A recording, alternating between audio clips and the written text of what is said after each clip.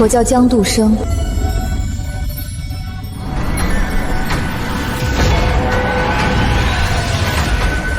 是礼部尚书的大小姐，生来自带凶劫。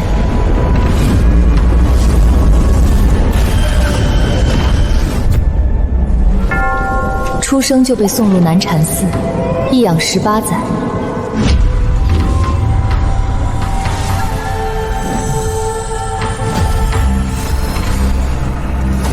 寺里不念佛，只教我捉鬼画符。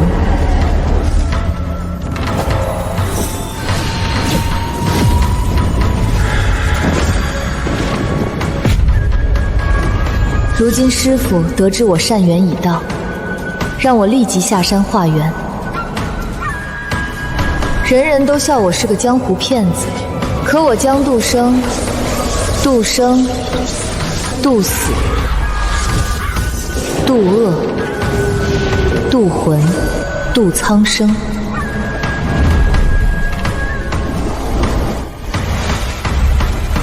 唯独不度没脑子的蠢货。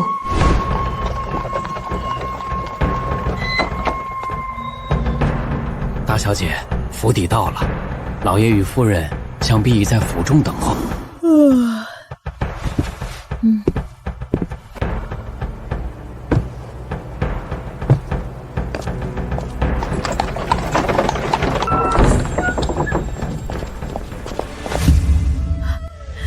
我的儿，我的儿啊！你是娘，我是娘啊！对不起娘，娘许久都没去看过你。你爹和2位兄长因公务外出未归，你妹妹她身子不适，正在房中休息。我的院子在哪？你住的院子在这边。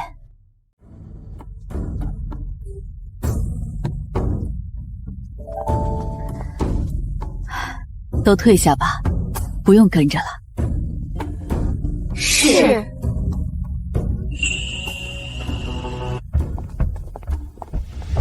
杜生，你是不是在怪我们？若我说不怪，那是谎话。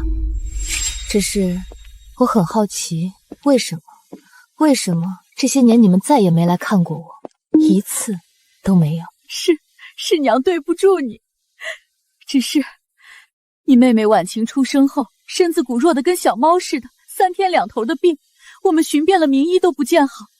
后来没办法，去求了护国寺的大师。那大师说你命格孤煞，八字太硬，易冲撞了体弱之人。若与你亲近，婉晴便养不活。娘也是慌了神，才把我忘了。确实是一个可以接受的解释，但我不接受。杜生，你一路奔波，一定累了，好好歇息吧。等你爹和兄长们回来，我们再过来看你。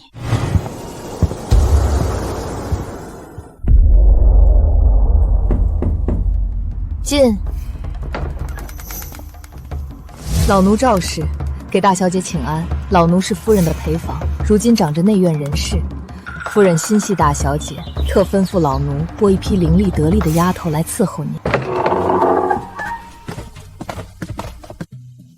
大小姐，这是婢子们的名册和大致情况，您且随意挑拣，若有不合心意之处，随时可换。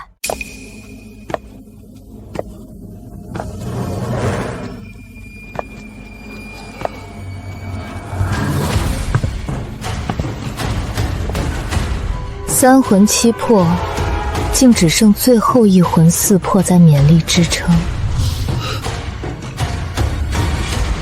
说吧，哪儿来的孤魂野鬼，强占这姑娘的肉身多久了？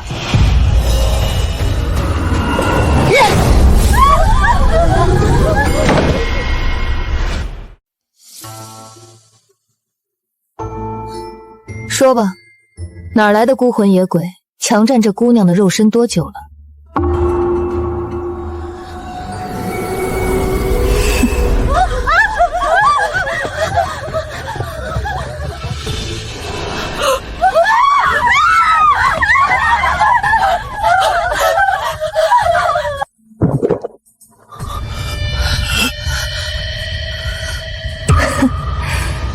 与你何干？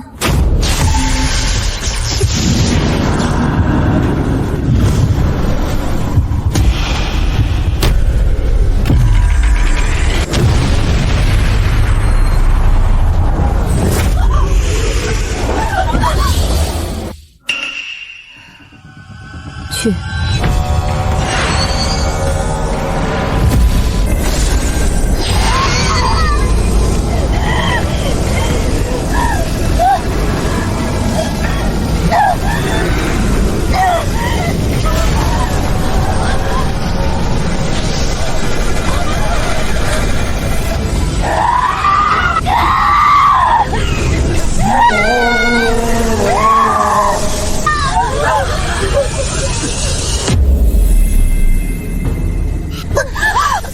让我来看看，你这只霸占他人肉身的鬼，长什么模样？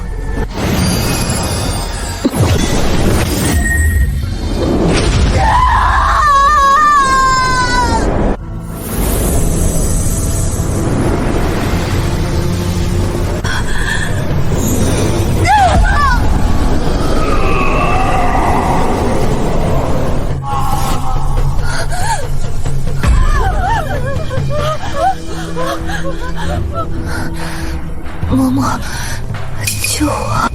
去！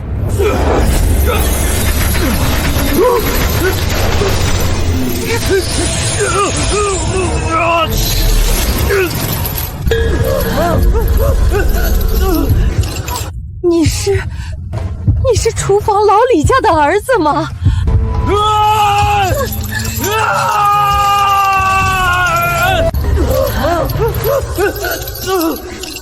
是他，那个半月前失足落井的李栓子。天啊，他不是死了吗？怎么会附在小环身上？难怪觉得小环这几日行事古怪。冥顽不灵，魂系离散，破无望群流，斥令逐。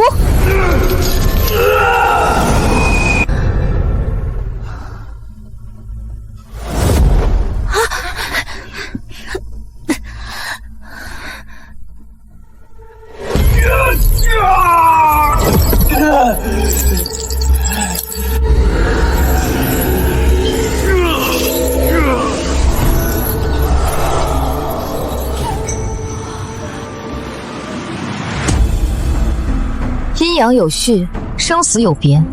既知生死，为何不入轮回？反要强占他人躯壳，徒增罪业。你不是从寺庙出来的吗？佛家讲究的不就是慈悲为怀，普度众生？我与小环的事，是我们自己的因果，你凭什么多管闲事？哦，忘记告诉你了，我除了拜在南禅寺住持门下，另还有一位师尊，道号玄七真人。所以，谁告诉你我只是个佛门弟子？福生无量天尊，我乃佛道双修。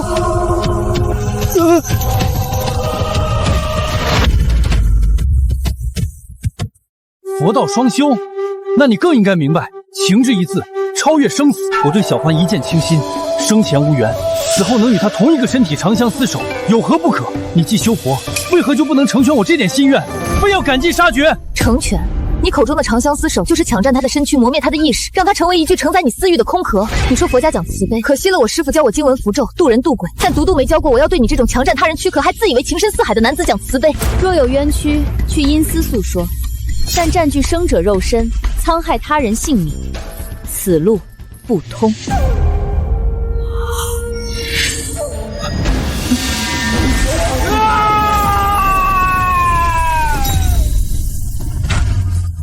大小姐，是老奴失察，让这等污秽之物进了您的身，老奴这就去禀明夫人，再为您仔细挑选一批干净得力的人来。不必，就他吧。是，大小姐仁慈，是老奴狭隘了。老奴先将他安置在厢房，请个郎中瞧瞧，待他身子大好之后，再送来贴身伺候。这些时日，您若有什么吩咐，只管先喊外院的几个三等丫鬟。您看这样可行吗？面容端正，眉眼间距较宽，山根不低，鼻尖圆润，沉稳持重，无谄媚相，是个忠心护主的。大小姐，可是觉得有何不妥？没什么，就是觉得嬷嬷处事周到，人很好。这个劳烦嬷嬷放在那丫头贴身之处，稳固她离散的魂魄，免得留下病根。是，老奴一定办妥。对了，今日这院里发生的事儿，若是有一个字传了出去，我就只好放几只小鬼，半夜去找你们聊聊天了。不敢，奴婢们什么都没看见，什么都不知道。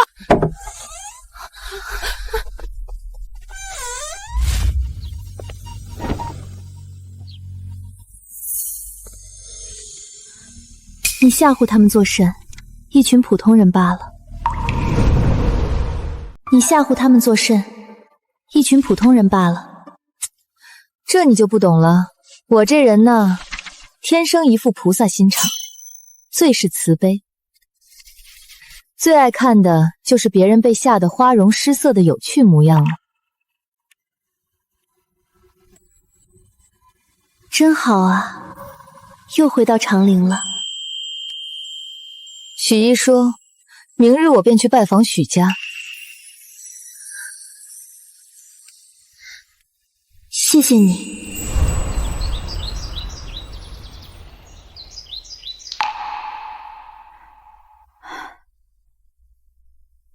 如何？那孩子，他还习惯吗？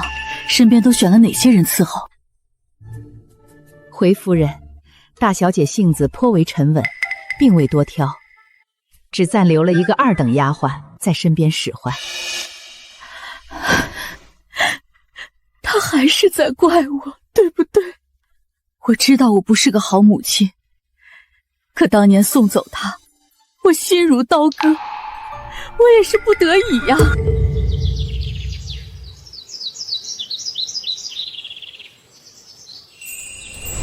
夫人，此法乃是向天借命，此女命格奇特，煞气太重，冲克6亲，唯有置于佛前，以佛法徐徐化解，或可有一线生机。若留在府中，只怕熬不过半月。此女生来便为渡劫，或渡人，或渡己。贫僧便为她取一名渡生，望她能度过此生灾厄，亦能度化他人。去，拿着我的对牌，即刻去请云锦坊的陈师傅来一趟，要他带上最新的料子，给杜生量体裁衣，春夏秋冬的常服、礼服、旗装都多做几套，务必精致合身。再去真龙阁，让他们把新到的赤金点翠头面、洋日白玉镯，但凡精巧贵重的都挑出来，一并送到大小姐那里去。是，夫人。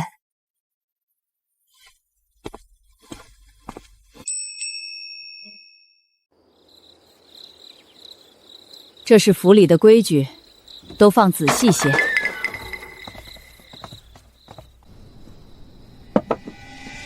大小姐，这些都是夫人亲自过目挑选的，您看看是否合心意。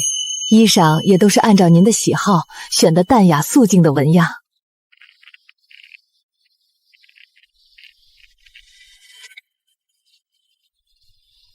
可以。还有一事禀报大小姐，老爷和2位少爷都已回府，稍后会移步过来，与您一同用晚膳。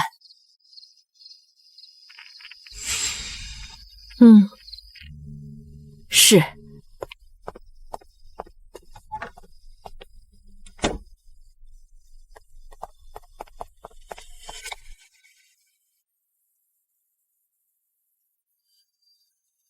徐一卓，你说他们这究竟是什么意思？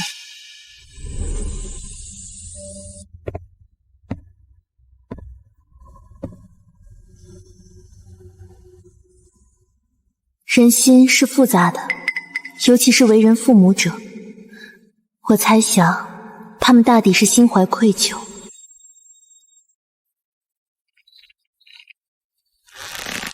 愧疚？既然当初选择了舍弃，如今又何必做出这番情深意重的姿态？是为了让自己心安，还是演给旁人看？或许是两者皆有。当年送走你是他们迫不得已的选择，而今对你好，或许也是为了填补他们心里那块为了小女儿遗忘你而产生的愧疚。20岁前的死局，唯一的解脱之道。徒儿啊，你的孽缘呸，你的善缘已至，是时候下山了。师父，您给句准话，我这条命究竟还剩多少时间？阿弥陀佛，善缘到了，自会明了。世间万般境遇，皆为修行。下山去，经历便是功德。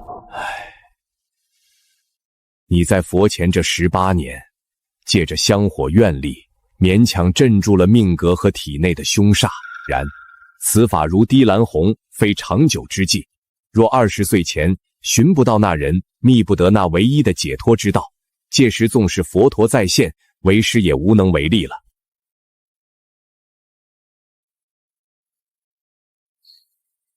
寻到那人后，那解脱之道又是什么？不可说，不能说，不必说。因观法界性，一切依心造。你的路，终须你自己去走。去吧，记住，菩提本无树，明镜亦非台，诸相非相，即是真相。大小姐，老爷夫人和公子们都过来了。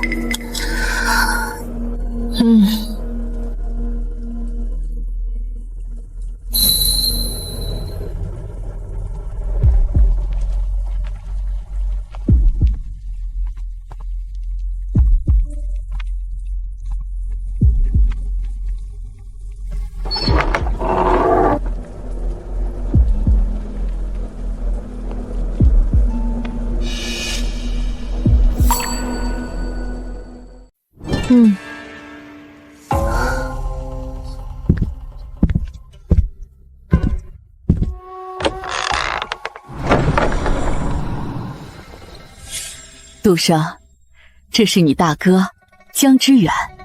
妹妹，这是你二哥江之恒。请进。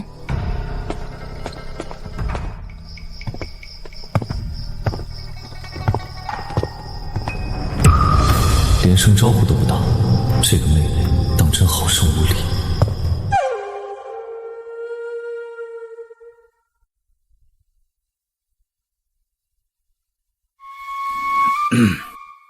独生，回家了就好。往后若有什么短缺，或是想添置些什么，只管跟你娘说便是。好。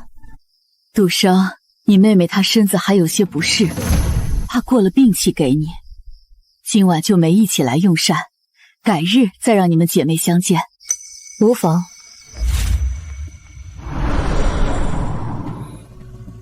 这些年，家里虽不曾去看你，但每月都给南禅寺送了足够的份礼银钱。你怎么衣着如此？因为我将他们都用于布施行善了。师父说，唯有积累足够功德，或能稍稍压制我这不祥的命格，求得一线生机。这些年，让你独自在寺中清苦，委屈你了。确实。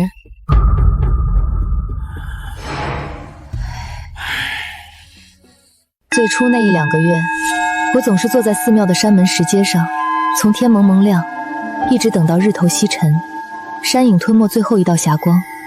后来我发现，你们再也不会来了，自然也就不等了。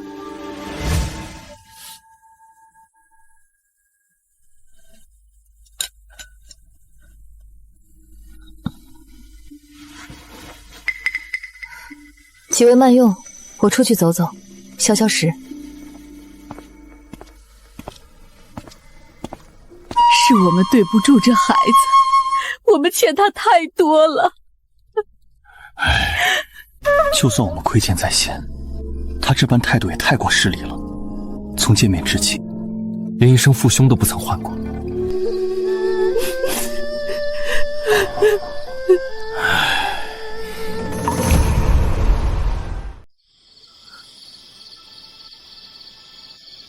说书唱戏总要凄惨些，才好引人唏嘘，不是吗？其实，我刚才席间所说也并不全是假话。凡我所失，终非我有；既非我有，何妨放手？不属于我的，即便曾经得到，也终将失去。而那些真正属于我的，无论绕过多少弯路，最终都会抵达。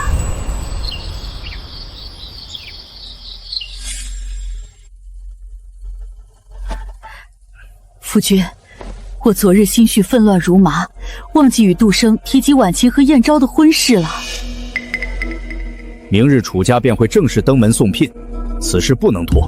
你待会儿便去杜生那儿，与他分说清楚，总要让他有个准备，免得临时知晓，心中更难接受，也与婉晴生出不必要的嫌隙，徒增家宅不宁。这门婚事原是杜生的，可如今偏偏燕昭先与婉晴两情相悦，情根已深，这也是强求不来的缘分。无妨，杜生那孩子瞧着是个明理的，他会理解我们的处境和难处。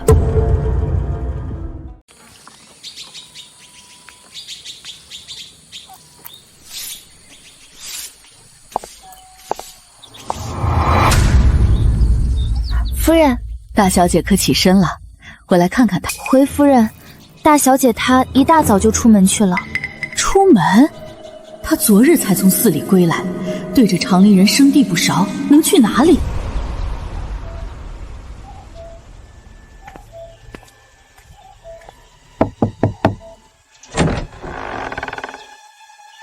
劳烦通传，我想见你们家夫人。请问姑娘您是？你只需带一句话进去。许遗书让我来的。去！我们家大小姐闺名岂是你能随便叫的？她远嫁天水城多年，距此千里之遥，怎会托你前来？莫要在此胡言乱语，速速离去！你额交日月交低陷，复原早断，应在你5岁那年秋日，与水相关。你眉淡且散，兄弟宫暗淡，应是家中独子。现在可以去通传了吗？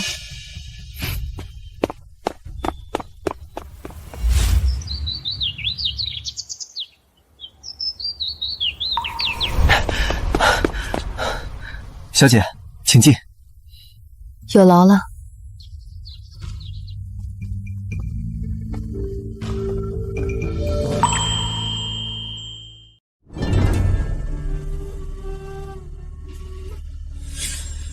恕我眼拙，不知姑娘是哪家的千金，又如何识得我家遗书？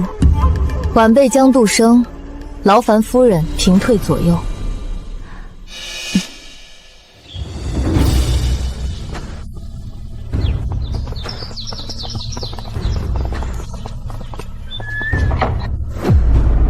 现在可以说了吗？许遗如托我带句话，娘，我想回家了。娘，我想回家了。遗书，你记住，天水路远，人心叵测。倘若有一天你真的后悔了，你就找人给娘捎这句话。娘，我想回家了。届时，娘就是拼了一切，也定然派人去接你回来。你说他出什么事了？他死了。不可能！若真出事，王家为何不曾报丧？为何？不会的，去年年末我还收到了遗硕的家书，他说他在天水一切都好，还说等他父王瑞来年年底述职回京，便一同回来省亲。3个月前，他无意中发现王瑞豢养外室，争执间被王瑞失手推搡，后脑撞在墙上，当场就没了气息。我不信！许一若死后，王瑞对外宣称他是因病亡，一面扮演着深情，一面却日日宿在外室的榻上。2个月前，我途经天水城时，遇见了魂魄徘徊不去的他，因执念太深，难入轮回，就这么不上不下的困于人世之间。江姑娘，你的意思是，他的魂魄此刻就在这里。天地无极，乾坤界法，真形显现。出！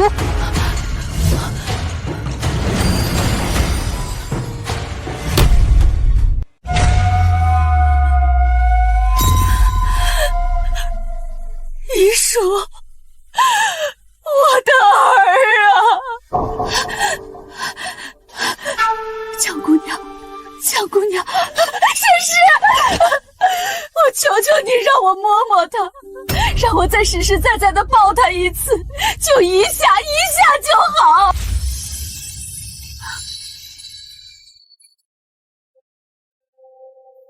将此符佩戴在身上，可保你不被阴气侵蚀。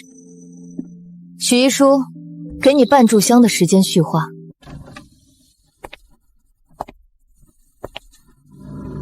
娘，女儿错了，女儿当初不该一意孤行，不听您的劝阻，执意要嫁给那王睿。不是娘错了，是娘没用，明知那天水城山高路远，却还是心软让你嫁了，是娘害了你啊！娘，请您一定要派人去，将女儿的遗体从那个肮脏的地方带回来。我不要留在王家的祖坟里，光是想想都觉得恶心。好好，你放心，娘让你阿兄亲自去办这件事，一定带你回家。来人，立刻派人去寻老爷和少爷回府，就说家里出了天大的事。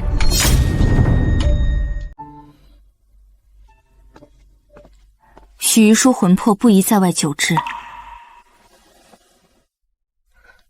我要将它收入蛊笛之中。这只养魂笛能滋养他的魂魄，防止魂魄继续消散。好，一切都依姑娘所言。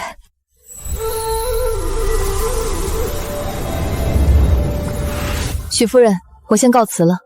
待贵府将许遗说的遗体顺利运回，再遣人寻我。届时我为他做法事，助他魂归地府，重入轮回。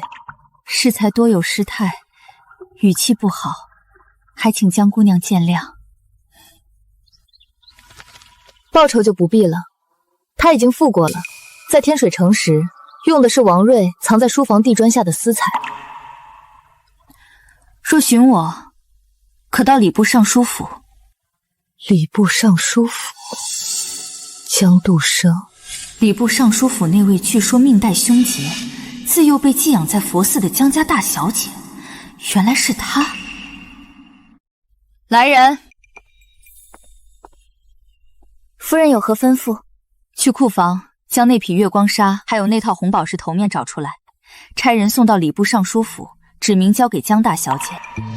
江大小姐，去办吧，仔细些，莫要张扬。是。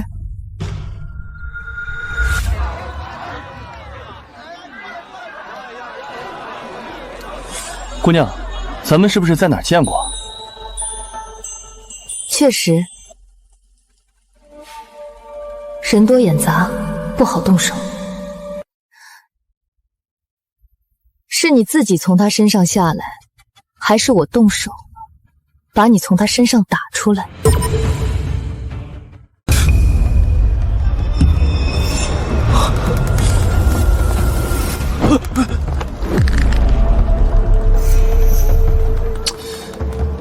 看不出来啊，是个行家。大师，您就行行好，高抬贵手，放我这一回呗。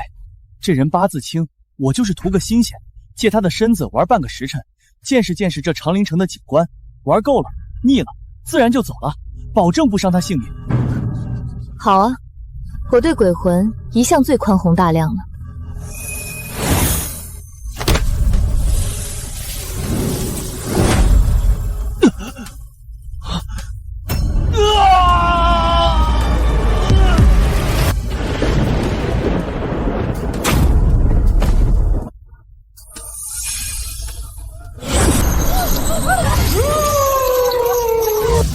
老实点。怎么回事？这人怎么突然倒了？是中邪了还是发病了？占了别人身子玩玩，你这玩法，代价是他的阳寿精气。玩够了，他也该油尽灯枯了。是找个由头扔给官府，还是丢在这里自生自灭？这是怎么了？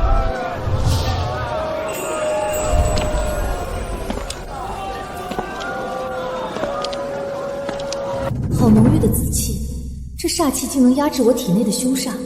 离死前师傅说的孽缘，莫非就是他？姑娘，这人方才还好好的，突然间就晕厥了过去。来人，将他扶到一旁阴凉处。有劳。既然如此，我便先行一步了。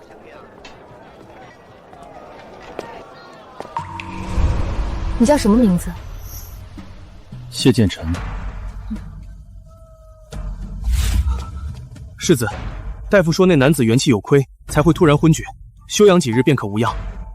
去查一下，方才那位姑娘是哪家府上？是。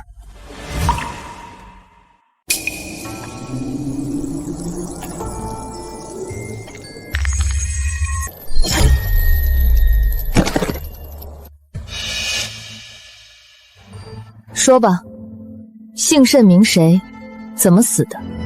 为何要强占凡人躯壳？大师饶命啊！小的名叫王大壮，生前长得丑又穷，连女子的手都没碰过，好不容易死了，就想借个好看的皮囊玩半个时辰，看看风景就去投胎。就是刚才看到大师您生得太好看，心里痒痒，没忍住自己才出言不逊。这么说，并非有意作恶。对，我才上身半炷香，绝对不敢伤人。我可以为你施法，暂时塑造一个可供驱使的躯体，实现一道自行消散。期间不准伤人，不准惊吓妇孺，更不准再调戏女子。如有违背，便叫你尝尝魂飞魄散的滋味。谢谢大师，谢谢大师。但是你得替我去查一个人。大师，您是想让小的去打听那位谢公子的情况？嘿嘿，大师，您莫非是瞧上人家了？你是不是想立刻再死一回？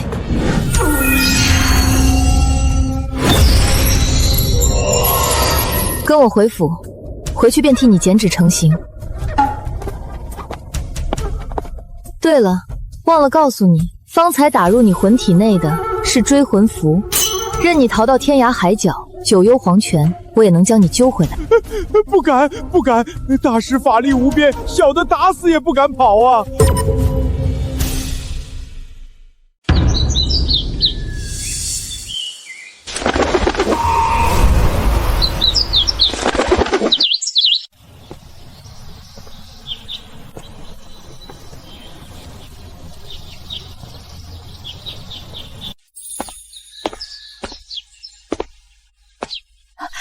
杜生，你回来了，你这去哪儿了？怎么了？有什么事吗？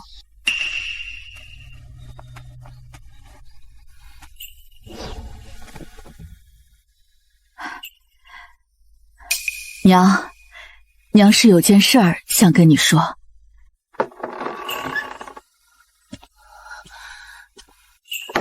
什么事？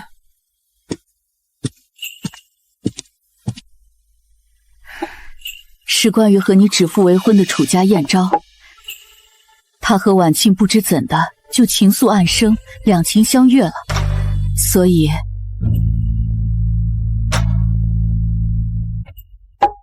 你们是想让我主动将这门婚事让给他，是吗？不是让，是成全。杜生他们是真心相爱，强扭的瓜不甜。原来这叫成全。师父常说，我命带凶劫，这18载光阴看似安然，实则是向天借来的时间，而这代价，就是要我渡遍众生。这婚事送他又何妨？杜生，娘的乖女儿，是爹娘对不住你，你放心，娘一定会补偿你的。你想要什么，尽管跟娘说。我累了。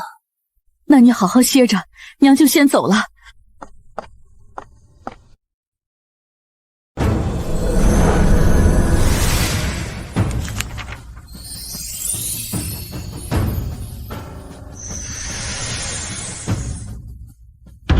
去吧。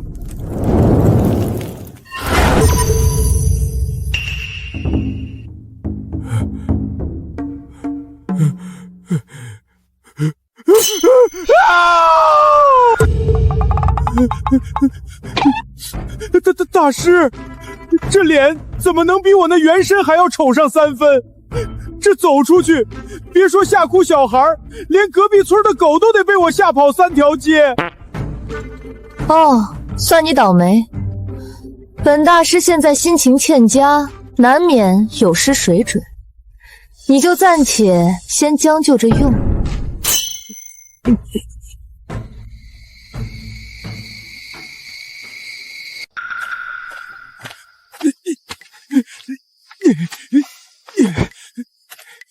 什么人啊这是？还大师呢？就知道欺负我这种没人疼没人爱的短命鬼。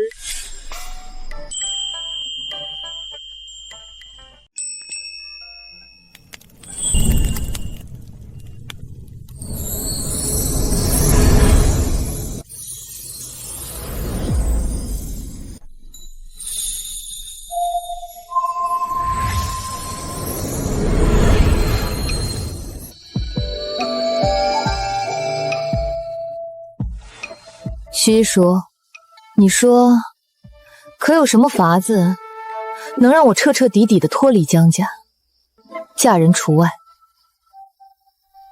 为何一定要离开呢？我愿意离寺下山，有部分原因是想看看这因果纠缠的家字之下，是否还有我半寸容身之地。如今看来，答案已经分明，万念纷杂，不可乱我心。说我当初能有你此刻半分清醒，看出那所谓良缘背后的虚妄与算计，当断则断，或许也不至于落得今日这般生死异乡的下场。江姑娘，你若真想脱离江家，又不想背负不孝忤逆的骂名，不被那些礼法俗之所诟病，你就得站得足够高，高到让江家女儿这个身份再也无法定义你，束缚你，甚至需要仰望你，高到让礼部尚书府都只能成为你身后的背景，而非头顶的穹盖。站得比尚书府还高。大小姐，夫人和二小姐过来了，已经到了院门口，请他们进来。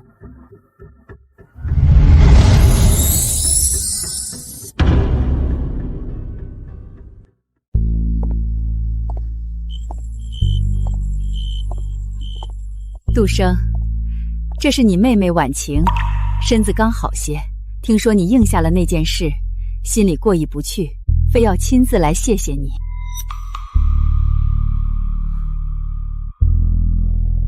姐姐，多谢你成全我和燕昭哥哥。五官确有3分相似，只是这面相，是我灵力至测，还是这长陵城藏龙卧虎？他的命格究竟被什么遮蔽了？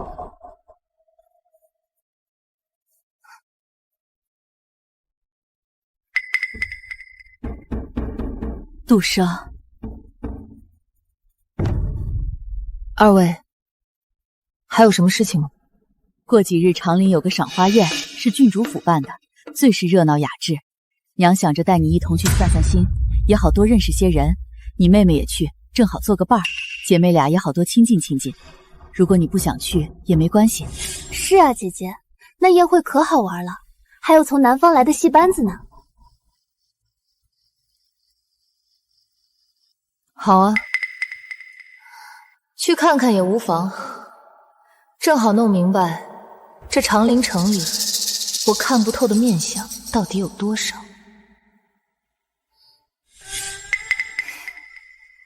杜生啊，那到时候宴会上，若是有相熟的人家，或是哪位夫人问起你和燕昭的婚事，你的意思是，如果有人问起，我便说是我自己体弱，又与佛法有缘，自觉配不上良人，故而主动提出，自愿将这门天作之合的姻缘让给了江婉晴，是这样吗？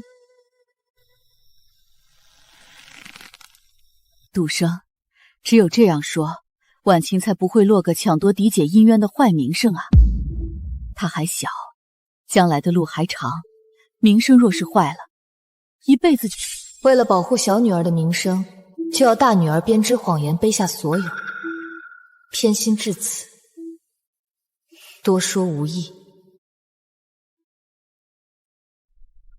知道了。好孩子，晚上想吃什么？娘亲自下厨给你做，或者叫厨房炖点补身子的汤。你太瘦了。哪还需要用什么晚膳？看见你们二位，我已经饱了。二位若无事，就请回吧。我有些乏了，要歇歇了。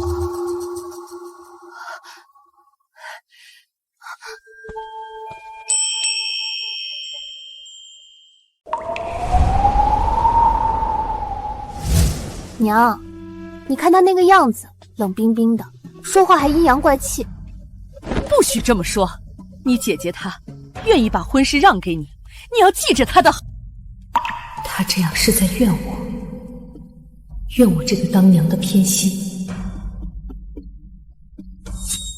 没事，以后日子还长，娘会加倍补偿她的。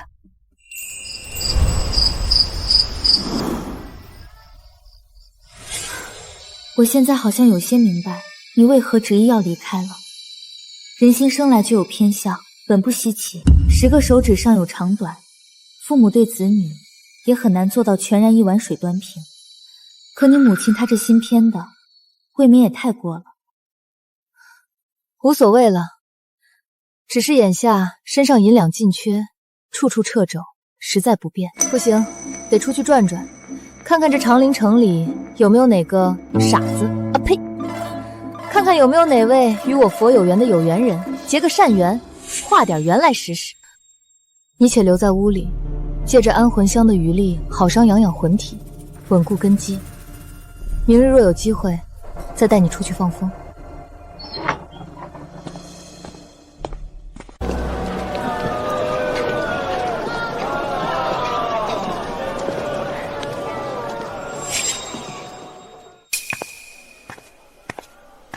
这位姑娘，是想问姻缘，还是问前程啊？我都不问，我给你银子，我给你算一卦，若我算得不准，这银子白送你，如何？哟，这倒是新鲜事儿。这姑娘说什么？她给算卦的银钱，她来算。这是谁家的姑娘？生得这般标致，莫不是个这里不太灵光？谁不知道这徐半仙儿在这儿摆了半年摊？这姑娘怕是要自讨没趣喽。也罢，老夫今日便与你结个善缘。姑娘既然有此雅兴，便请开口吧。若真算得准，老夫也认了。你额角日月角低陷，主父母缘薄。若我未曾看错，你应是在幼年，约莫7、8岁上下，便以父母双亲俱失。你眉淡且散，眉尾下搭，兄弟宫虽有牵连，却显疏离。你应尚有一位兄长在世，然你们兄弟2人早已分家另过，情分淡薄，甚至多年不曾往来。再看你妻妾宫，平坦无肉，且有隐约的横纹截断。你此生应是无妻无子，孤寡到老之相。哼，小姑娘倒是打听得很清楚。老夫在此摆摊半年，这些陈年旧事我也与人说过，只要稍加打听就能打听出来。哦，街坊邻里连你命宫中那道显示35岁有一生死大劫，幸得贵人相助，方能化解的痕迹也清楚。你究竟是谁？你山根左侧有一颗机不可见的小黑痣，此乃客死异乡之兆。道长，你并非长陵城人士吧？而且你故乡应在西南方向，且近水。如何，老先生？我这一卦可还算得准？姑娘，不，仙师，方才是在下有眼无珠，冒犯了仙师，还请您千万海涵，大人不计，小人过。无妨，我并不是要与你为难，只是想借你这摊位一用。仙师您请，您尽管用，能用小老儿这摊子，是小老儿的造化。今日出临贵地，结个善缘，免费算一卦。哦，免费算卦，有意思。来，给小爷我批2句，就算小爷我今日运势如何，可有桃花运啊？子时楼台，当聚水生。姑娘，您府上在何处？在下有一位好友，家中近日出了些匪夷所思的怪事，便请高人都束手无策。若姑娘得闲，可否请您一步一关？明日午时我还会再来，届时你可带你那位好友过来。只不过明日解惑便要收费了。一定，明日在下必定携友前来。抱歉，明日恐怕还得借你的摊位一用。这个算作明日的租金。仙师，您这是折煞小老儿了。您能用这摊子，是小老儿的福分。这酒楼掌柜是旧时，不收钱，您千万别客气。只是仙师方才点破那客死异乡之兆，让小老儿心中难安，斗胆请教仙师，这劫难可有法子躲过去？西南300里是你生机所在，记住，明年开春后莫进大江大河，尤其要避开行船之事。如果他日遇到一片杏树林，不妨进去走走。若见到有人出兵抬棺，并非凶兆，反是你的造化，切记莫要回避。多谢仙师指点，仙师恩德，小老儿没齿难忘。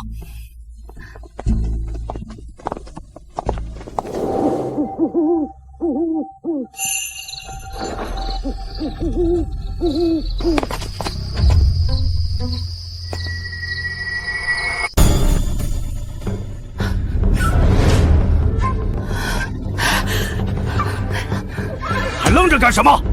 立刻让所有出去寻找大小姐的人全都回来！都给我听好了，今夜之事，全都给我烂在肚子里。若是让我听到外面有半点风言风语，是，都下去吧。是。杜生，你去了何处？哟，这么热闹啊！不知道的还以为我院子里半夜唱大戏呢。不过深夜带着这么多人齐聚我这小院，不知是有什么大事。杜生，你去哪儿了？方才许家特意派人送来了厚礼，说是感谢你。东西我们都给你送来了，可你人却不在。你一个姑娘家，这么晚去哪儿了？还有，你什么时候识得了许家的人？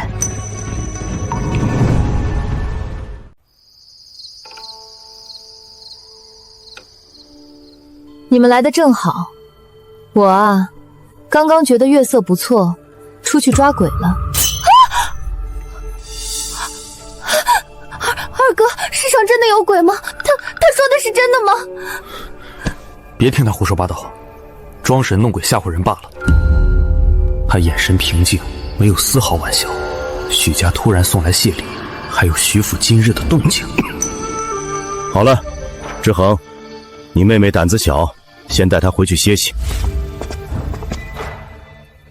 杜生，过来，爹有话要问你。我累了，不想说。许家送我的东西放下，你们出去。父亲，时辰确实不早了，妹妹想必也奔波累了，有什么事不如等明日大家都冷静些再说。是啊，夫君，杜生肯定累了，让他先歇着吧。有什么话，明日再说。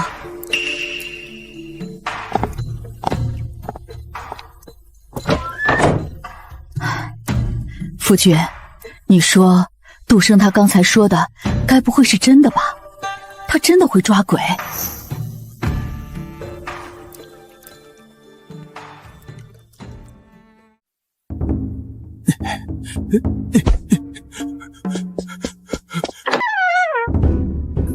大师，我查到了。大师您好眼光，那位谢公子来头大的吓人，他是国公府的世子爷，母亲是已故的永安长公主，当今上是他嫡亲舅舅。最重要的一点，这位谢世子至今尚未婚配，听说国公爷替他相看名门贵女，结果不是得怪病就是破相，定亲礼刚下，女方家祖宅就走水。护国寺高僧说了，这位世子爷命格特殊，身带极重煞气，寻常女子压不住，强行婚配有血光之灾。煞气带紫气，对我可是大补。可一个国公世子，身上怎会有与国运相连的紫薇之气？有点意思。世子。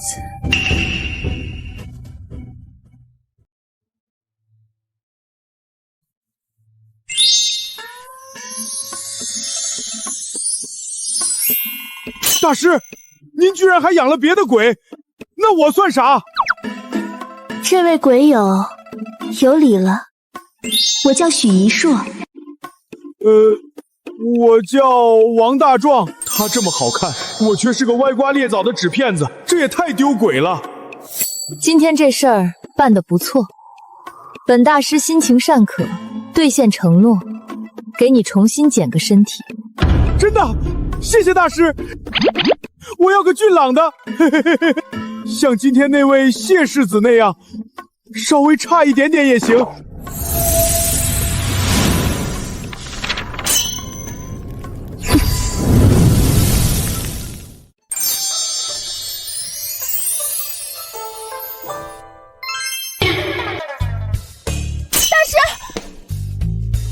我不要当女子，我要当男子，顶天立地的男子汉。您怎么能给我捡个女子的身子？这样我以后怎么见鬼啊？你这鬼好生无理取闹！你生前不是自诩相貌丑陋娶不到媳妇儿，如今本大师大发慈悲给了你顶好的相貌，你还嫌弃？再说了，你这新身子走出去，保准比很多真女子还引人注目，有何不好？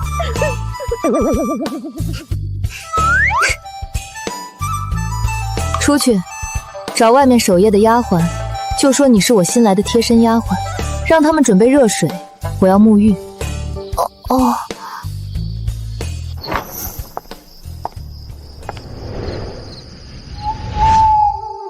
属下等奉命暗中查探那姑娘踪迹，但总感觉有东西遮挡，最后跟丢了，请世子责罚。哼，哦，连你们都能跟丢的人。看来他是真有些不寻常的本事。着人暗中留意长林城之中眉心带有朱砂痣的年轻女子。是。世子，义彻公子来了，说有急事求见。让他进来。阿晨，阿晨，我跟你说，我今晚遇到一个女子，一个看面相的姑娘，她算得奇准无比。我觉着，他说不准真能帮你看看。慢慢说，怎么回事？你是没看见他那气度，清清冷冷的，说话跟念鸡语似的，每个字都砸在人心坎上。那徐半仙儿在他面前跟个老鼠似的，当时那场面简直绝了！我活这么大，第一次见这么硬核的姑娘。要是阿晨能得她相助，那煞气说不定真有救。坏了，我当时光顾着震惊。忘记问他姓甚名谁，府上何处了，只记得他说明日还会去那摊位。阿晨，你怎么了？难道你不信？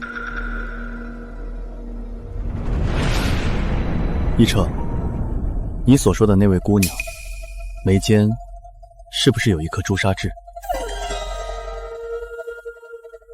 你，谢晋晨。你什么时候偷偷学会算卦看相了？居然连这都知道！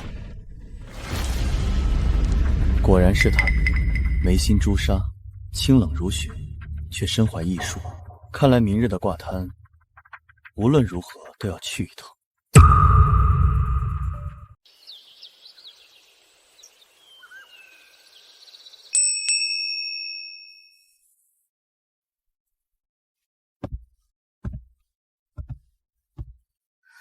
奴婢小环，多谢大小姐救命之恩。我不喜人近身伺候，你平日只需负责院中洒扫，有事我自会唤你，无事不必进屋。下人们都说大小姐神神叨叨，脾气古怪，没想到竟给我这么大的清闲。是，奴婢明白了。大小姐，大公子来了，让他进来。是。杜生，这些你拿着，以后缺什么、短什么，或是想垫制些什么，直接跟大哥说。什么意思？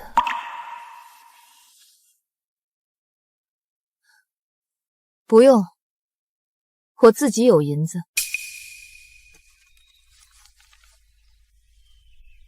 没什么特别的意思，就当是大哥的一点心意。你刚回来，家里许多事让你受委屈了。你要出门，刚到长陵，许多地方不熟，我让几个稳妥的仆人跟着你。不必。对了，听闻你未来的妹夫今日要来府中下聘，这样的大日子，你这个做大哥的，不去前头帮着张罗张罗，瞧瞧热闹？杜生，你也是我的妹妹。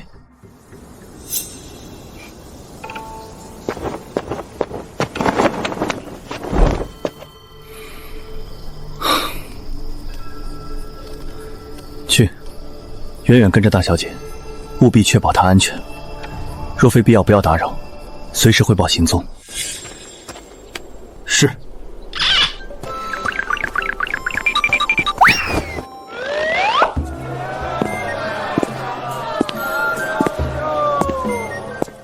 后面跟了个蹩脚的尾巴，还是先甩掉再说。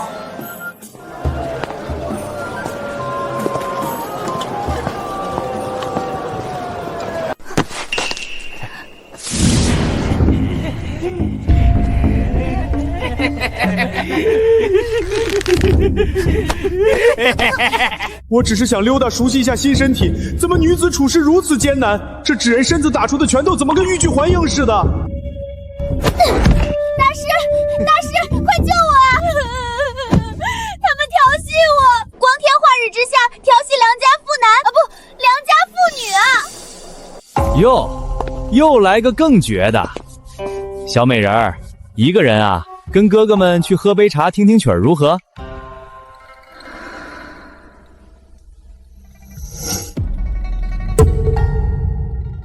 阿弥陀佛，诸位施主，色即是空，空即是色。欺辱弱女子是要下拔舌地狱的，勿造口业，勿行恶举。出家人，哈，我最喜欢的就是你这种看起来清冷高洁的出家人了。不知道撕开这层皮，里头是不是也跟摇鸟一样？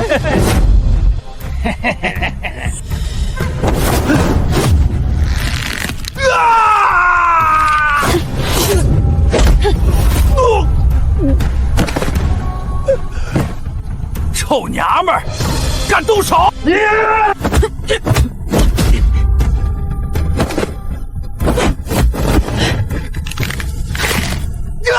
我的手！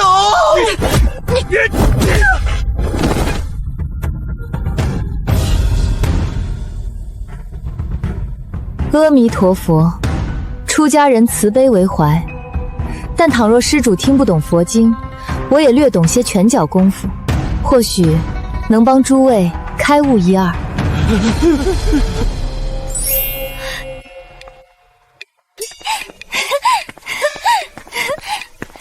大师，您太厉害了！走了。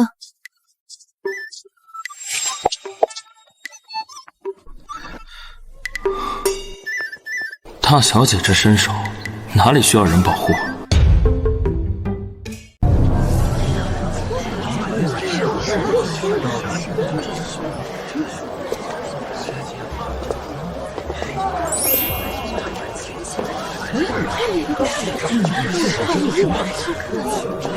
真来了。嗯，瞧着比昨晚更不好亲近了。他身后那女子是谁？走路怪里怪气的。让开，都让开！没看见我家大小姐来了吗？急什么急？观自在菩萨，行深般若波罗蜜多时，照见五蕴皆空，不与傻子计较。仙师，您来了。今日只算3卦，在此也与诸位结个缘。我叫江渡生，渡生渡死，渡人渡鬼的渡。真的假的？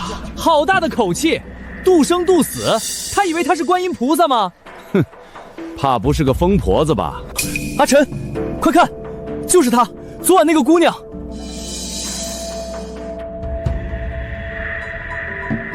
这样的性子，还真是坦诚。这姑娘还挺不谦虚的。3卦，可问生死迷途，可解困厄疑难，可断未明之缘。现在开始。姑娘，你刚才说你能渡鬼？这面相绝非善类，且业障缠身。我家最近不太平，自从我那儿媳妇走了以后，家里就闹鬼，半夜总有女人哭声。大师，你能抓鬼吗？多少银子我都给。把你儿媳的生辰八字写给我。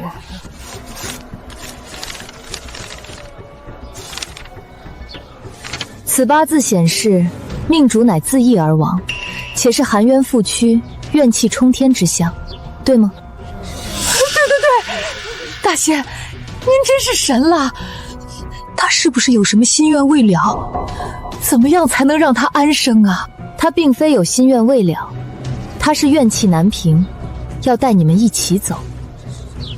尤其是你。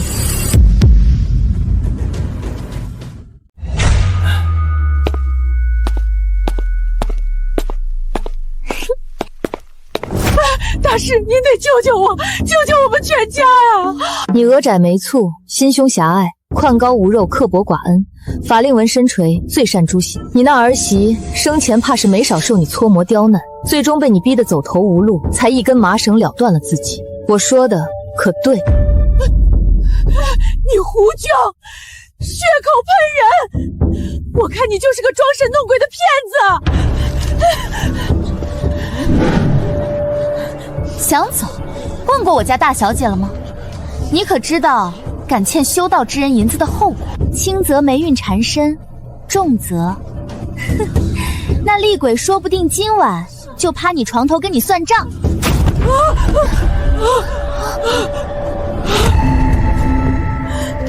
多少？看你死期已现，命不久矣，这卦收你1000银子便好。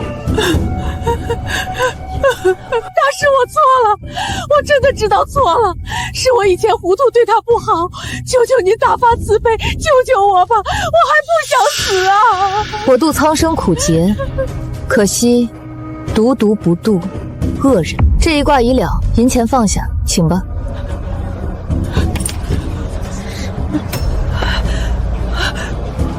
救救我们全家呀！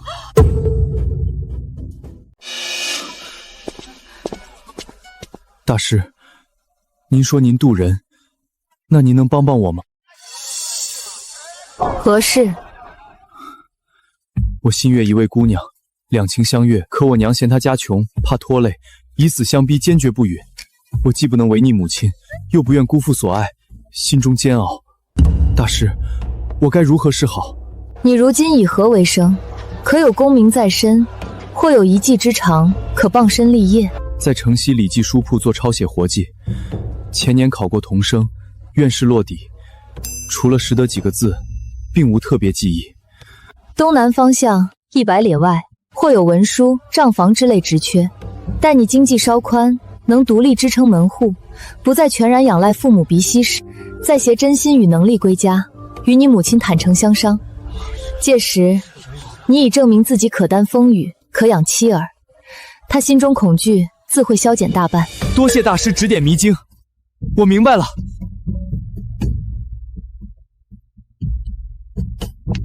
此卦只收1文，剩下的就当我祝你早些如愿。待如愿那日，定请大师来吃酒。路在脚下，好自为之。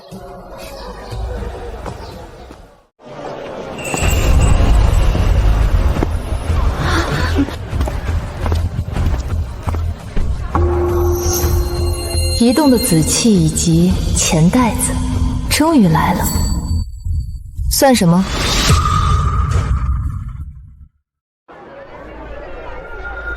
不算卦，但想请姑娘抓鬼。此处人多眼杂，不便细谈。不知姑娘可否移步到楼上雅间一叙？可以。今日3卦已毕，3日后我会再来。有心求解者，届时请早。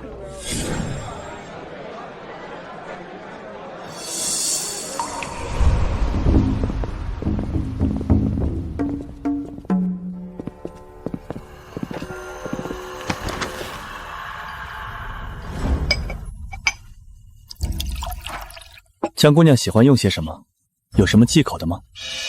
不忌口。江姑娘，我想请你帮我找一个人的尸骨。谁的？抱歉，暂时不能告诉你。哦，那我也没法和一个连基本坦诚都做不到的人合作。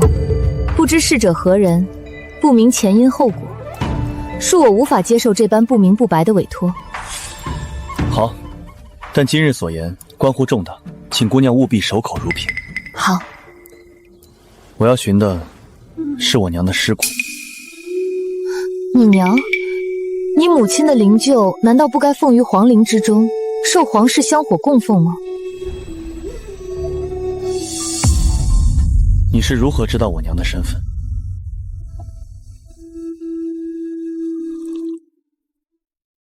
只准你派人暗中尾随查探于我，就不准我派鬼稍稍了解一下你吗？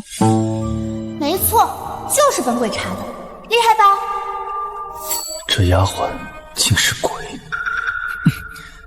江姑娘见谅，派人探查实属无奈，事关重大，不得不谨慎，需确认姑娘并非对方派来的耳目。现在呢？你不是？我可以帮你寻你母亲的尸骨。多谢，需要什么，姑娘尽管开口。报酬方面，多少银子都可以。我不要银子，我要你每个月圆之夜准时到我的住处，与我在同一房间内待上1整夜。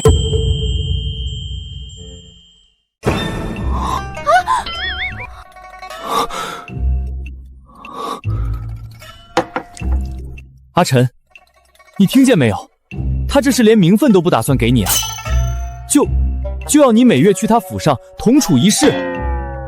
你可是堂堂国公府世子，岂能自甘堕落，做这等面首都不如之事？江姑娘，我需要一个合理的解释。这具身体命带煞气，需借他身上精纯紫气中和平衡，尤其月圆阴盛之时，必须有他在旁方能安然度过。但这牵扯到自身弱点，岂能轻易告知一个尚在试探合作的陌生人？实不相瞒，我虽自幼长于佛寺，佛门讲究戒除贪嗔痴，我于其他诸戒或可守得，唯独于这色之一字上，6根未能清净，起了执念，犯了戒。许是自幼少见外人，一旦还俗入世，见这红尘繁华，锦绣人物，这点痴念便如野草滋生，难以遏制。尤其每月月圆之夜，阴气盛而心魔动，格外需要凝视世间至美之容颜，以慰藉心魔，平复妄念。寻常姿色效用不佳，须得如世子这般面如冠玉之容，方有镇定之效。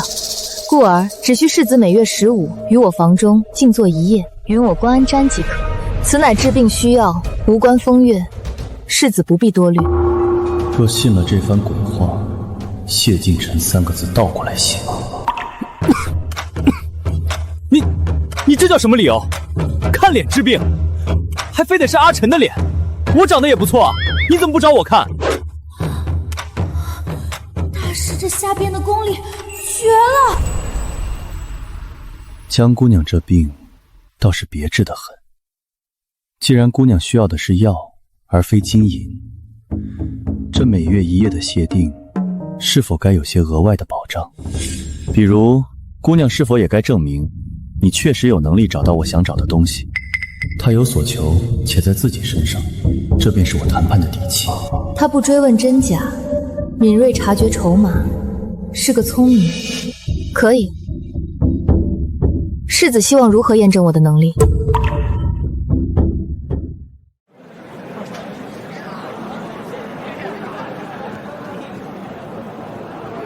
很简单，3日后，你随我去一个地方，若你能解决那里的问题，我们的合作便按你提的条件开始。好，地点、时间。届时我会派人接姑娘。好。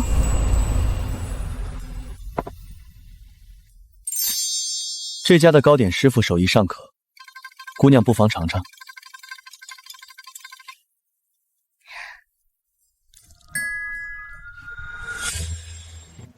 江大小姐在佛寺清修多年，为何突然决定下山还俗？和这些心思九曲18环的聪明人打交道，真比直面厉鬼还要费神。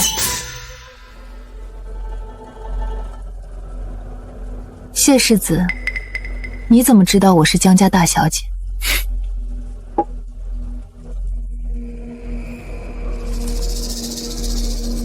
自佛门归来，又恰好姓江，在这长陵城内，符合这2点的，除了礼部尚书江大人府上那位自幼寄养寺中的嫡长女，谢某实在想不出第2人。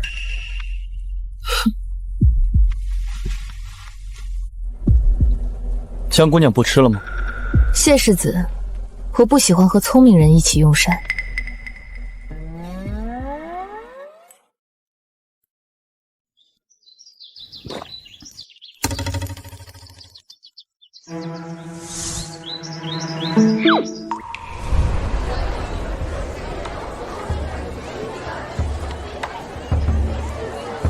江姑娘，我家世子命属下送来。世子还说，下一回他争取做个不怎么聪明的人。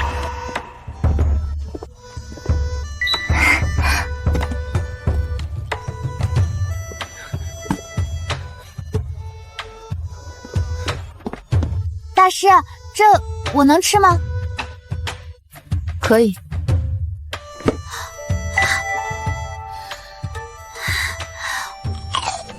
好吃！大师，咱们这是去哪儿啊？不回府吗？抓鬼。啊？现在？大白天的？个短命鬼！自己活腻了上得吊，关我们什么事？死了还不安生，天天闹！我告诉你，你再敢弄出动静吓唬我，我明天就去请金山寺的大师来，打得你魂飞魄散，永世不得超生！不知悔改。今日算卦时的恐惧，并未让他生出真正的忏悔。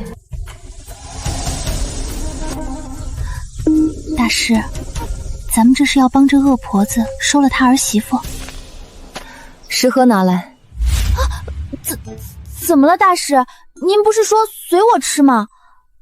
饿了，垫垫肚子，等天黑。我那个，我都吃完了。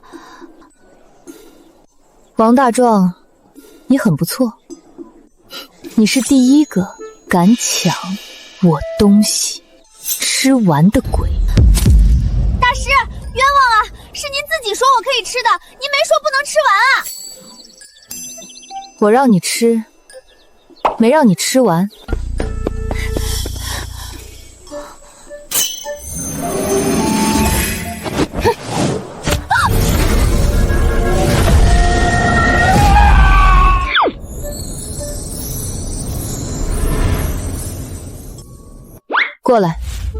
天黑之前，你去里面盯着，看看那怨魂的状态，以及这家人的诚意。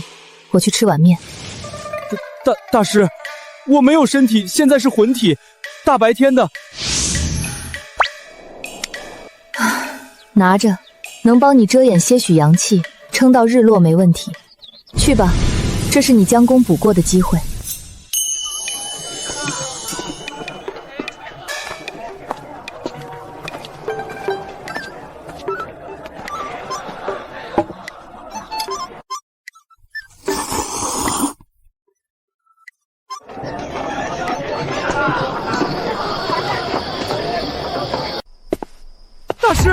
大师救命啊！吓死鬼了！里面的女鬼煞气冲天啊，眼睛血红的，我就多看了一眼，差点就真散了。别废话，简要紧的说。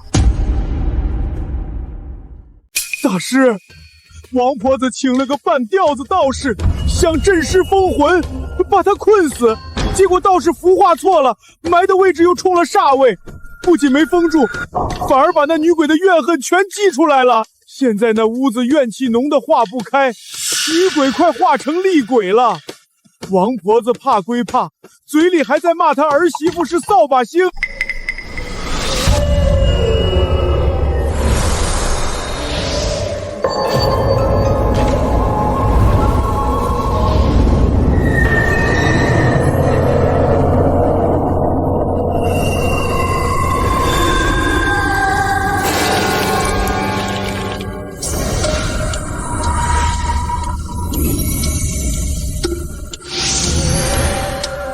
你恨他们，是因为你曾信过情，盼过好，是因为你心里本是个会痛会爱的人。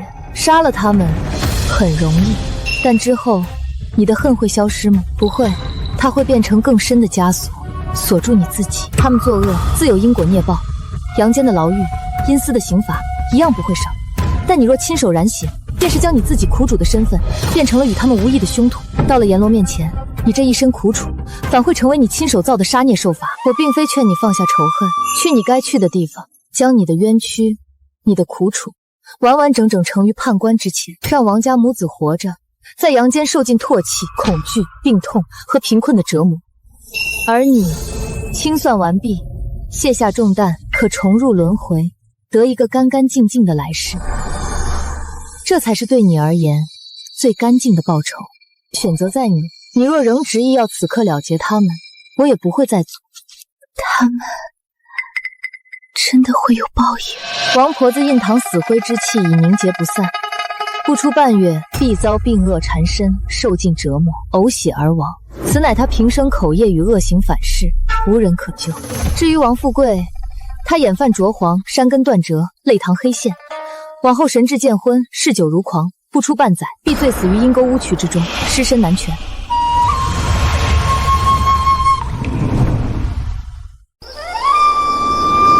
好，真好，这样就够了。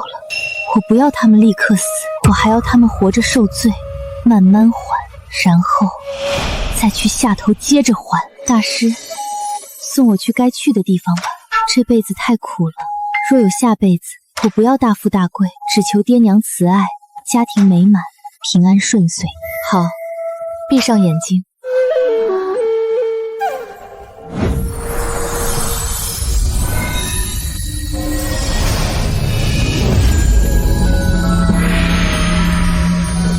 李秀娘，以此门为界，前尘旧怨皆留此案。等等，此物无大用，仅是一点心意，带着它，愿你来世如这桃木逢春，得遇暖阳，枝繁叶茂。李秀娘，前路已尽，去吧。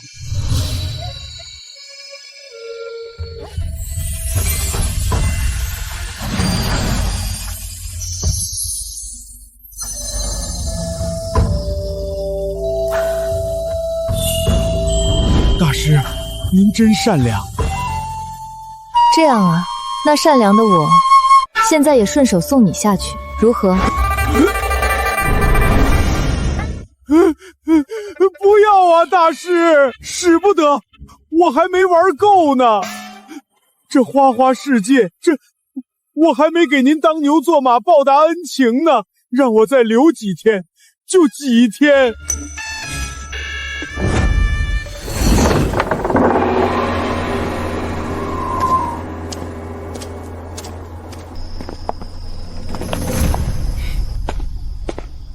杜生，正巧，来为你引荐一下，这位是纯公王府的楚世子，也是婉晴未来的郎婿。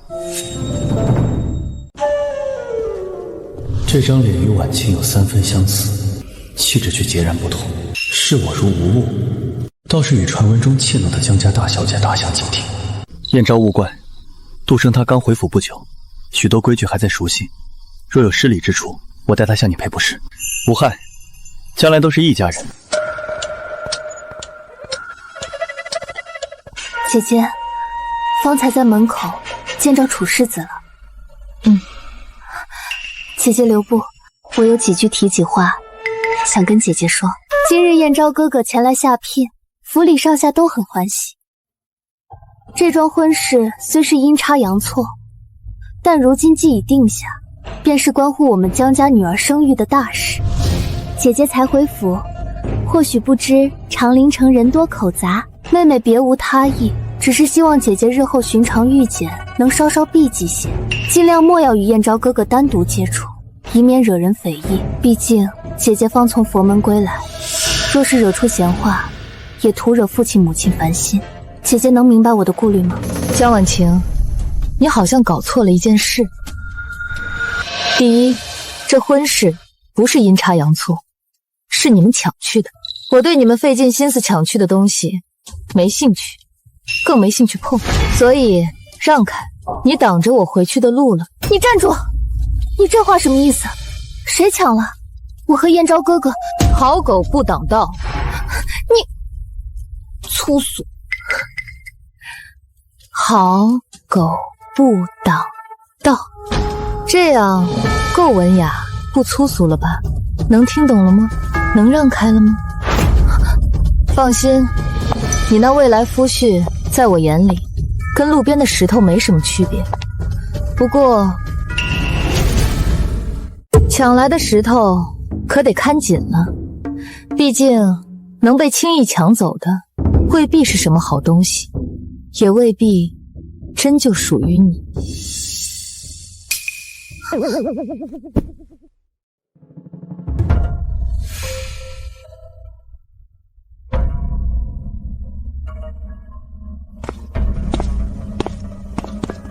大小姐，许夫人过府来了，夫人请您去前厅见客。知道了。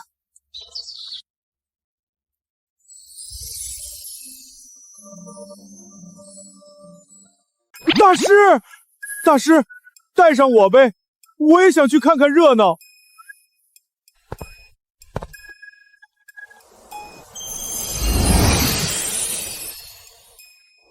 进去吧。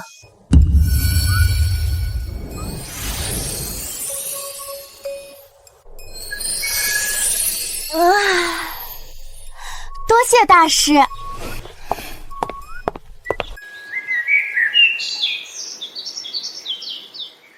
杜生不愧是自幼受佛法熏陶的，这通身的气度沉静安然，言行举止更是妥帖得当。依我看啊，许多所谓的大家贵女，怕是都比不上这份从容呢。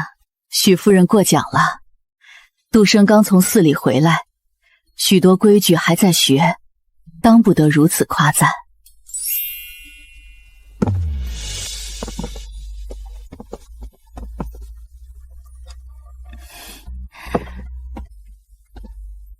江姑娘来了。许夫人。江夫人，说来不好意思，我一见杜生这丫头就觉得格外投缘，心里喜欢的紧。不知今日可否请杜生去我们府上坐坐，说说话，也用顿便饭。是啊，我一见许夫人也觉得无比亲切。既然许夫人盛情，杜生也愿意，那便去吧。只是杜生刚回来，若有礼数不周之处，还望夫人多包涵。江夫人放心，我定把杜生当自家孩子看。那咱们这就走吧，马车就在外面。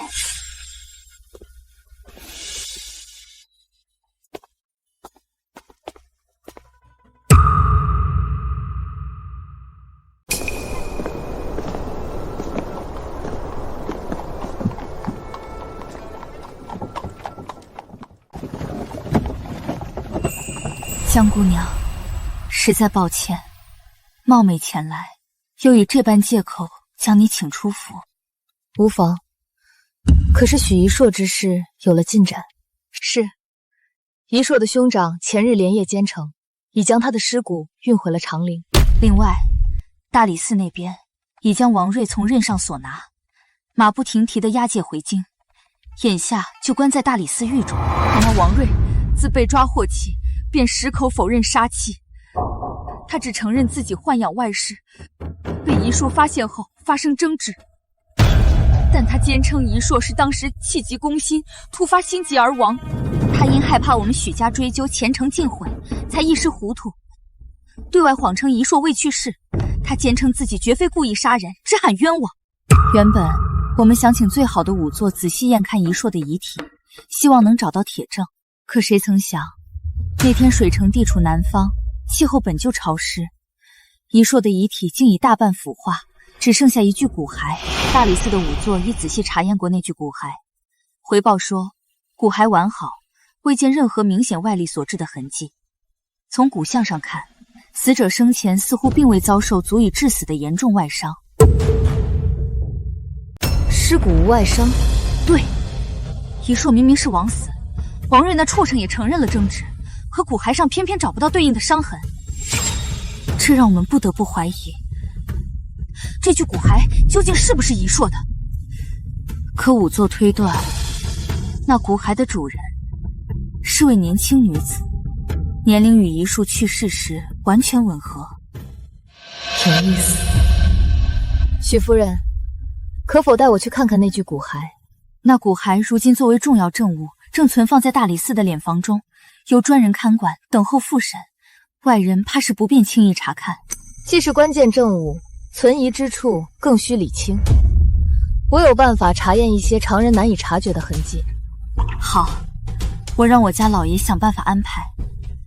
只是大理寺规矩森严，可能需要些时间打点。无妨，我可以等。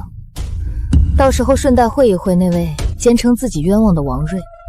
姑娘是说，骸骨或许能欺瞒仵作的验尸刀，证词或许能蒙蔽堂上官员的耳目，但活人心中有鬼，真话未必藏得住。好，我这就去安排，争取能让姑娘见上那畜生一面。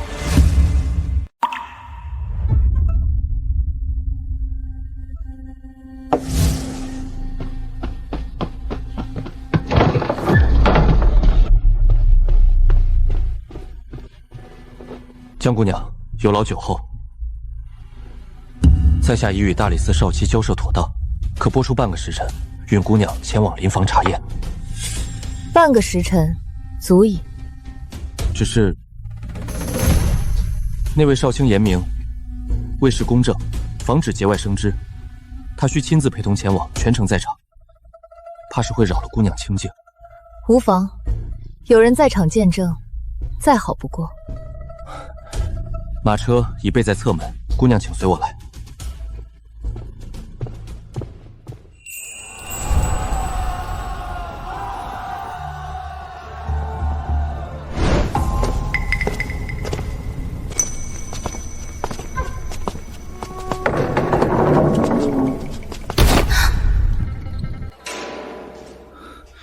姑娘，抱歉。少卿大人有令，只允江姑娘一人随我入内，还请在外稍候。你在外边候着。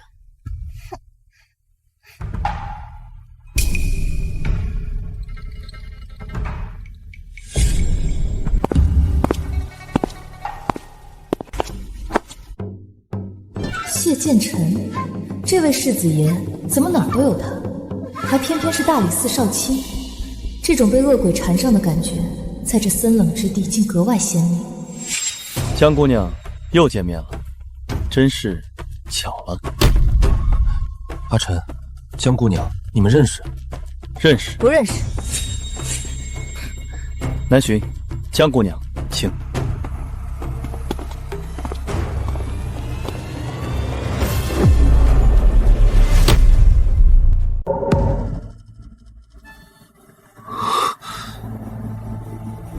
不必了。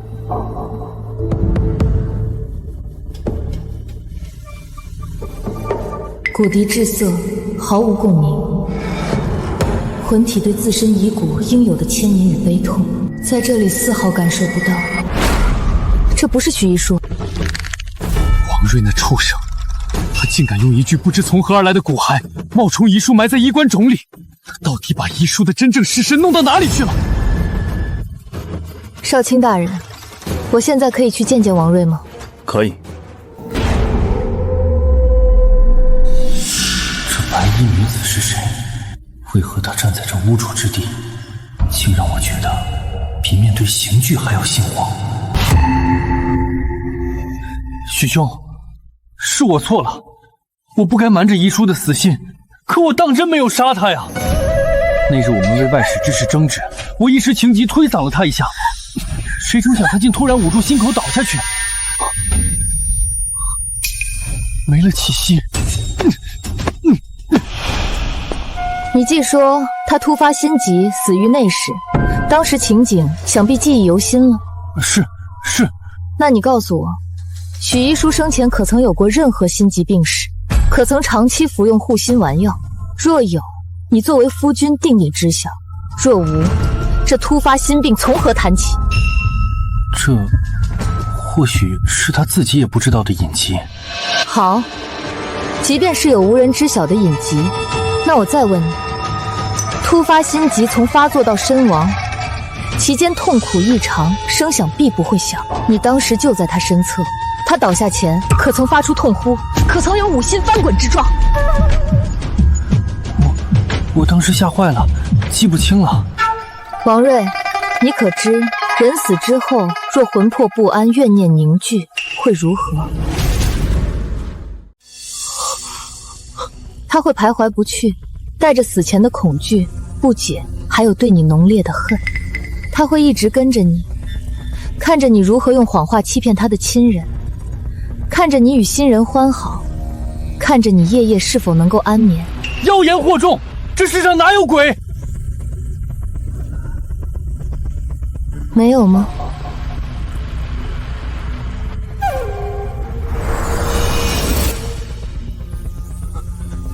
一说，真的是你。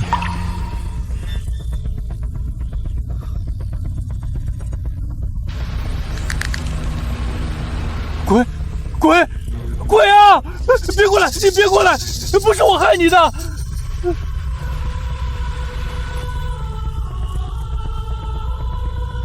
王瑞，你还记得吗？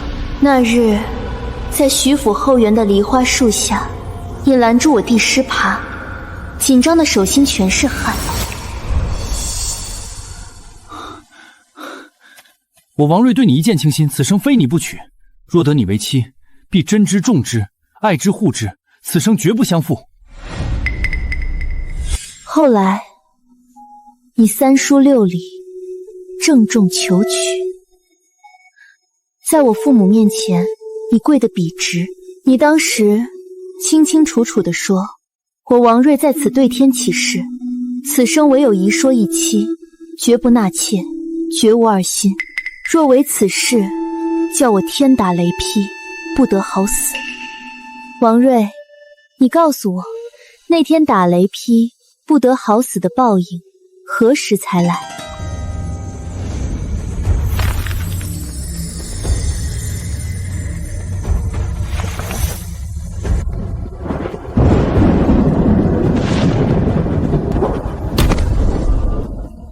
对不起，遗卓，对不起啊，我真的没想杀你，那一推我只是气疯了，我没想让你死，我该死，我混账！畜生！那我妹妹真正的尸身，你到底埋在哪里了？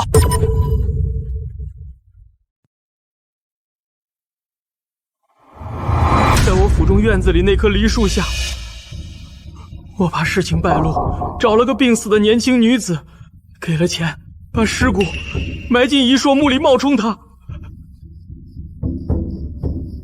少卿大人，凶手供认不讳，杀人过程、掩盖手段、真尸下落均已明细，此案可否了结？好凌厉的手段，不费一兵一卒，单凭一具魂骨和一道障眼法的雷符，便彻底击溃嫌犯的心理防链。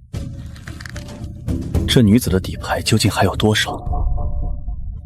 人证物证俱全，供述清晰，自当了解。本官即刻安排人手，前往天水城找回许一安的骨骸。王瑞数罪并罚，必按律严惩，绝不姑息。江姑娘，可否让一硕跟我回府？许一地些魂体虚弱，需在敌中静养。待你们寻回遗骸，妥善安葬，了却尘世执念时，再唤我前往。届时，我可助他与家人做最后告别，送他安心往生。多谢姑娘，待寻回妹妹遗骸，必第一时间告知。阿兄，别难过，凶手伏法，我心已安。你们要好好保重。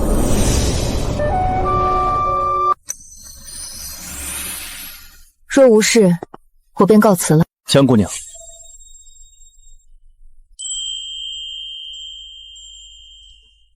我们之间3日后的约定就此作废。经过今日，你的能力我已亲眼所见，毋庸置疑。忙了一上午，想必也耗费心神。不知江姑娘可否赏脸，一起吃顿便饭？他主动示好取消试探，显然已认可了这份价值。有大理寺少卿的庇护，好。南巡，振作些，处理好后面的事，别让二老再受刺激。我明白，今日谢了。江姑娘，大恩铭记于心。您既与阿晨有约，我便先行一步。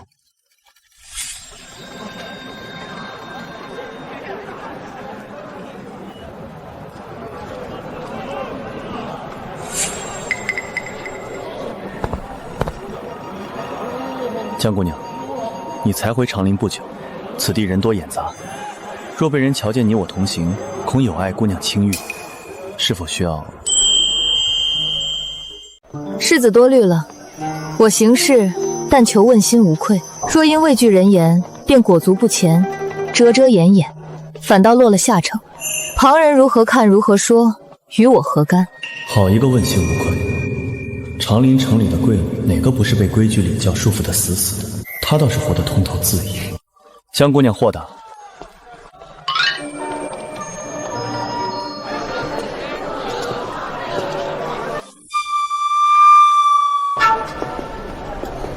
剑尘，这么巧，这位是江姑娘。你哪位？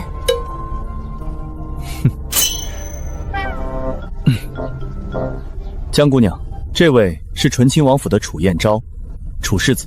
燕昭，听闻你已去江家纳采提亲，那这位江姑娘，按理当是你未来的姐姐。哦，原来是楚世子，昨夜见过，怪不得有些眼熟。昨夜光看她眉眼处气韵纠缠，忘记看她生的何模样了。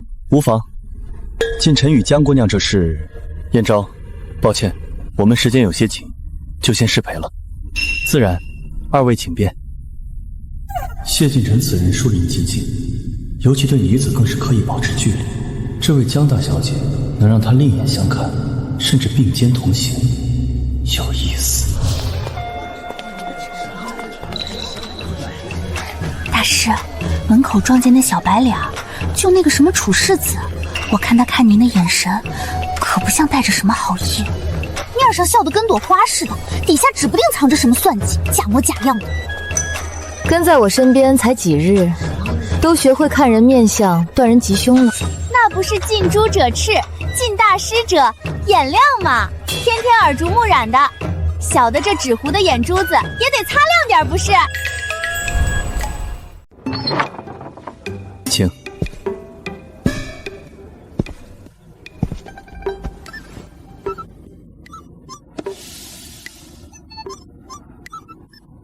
看看有没有什么想吃的，随意即可。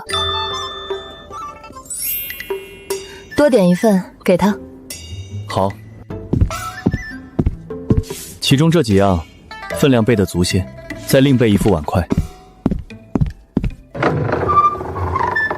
你倒是心善，那日他举止轻佻，换了旁人，即便不打得他魂飞魄散，也该施以惩戒。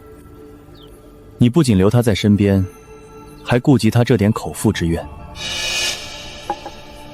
他居然能看出我是那日的鬼？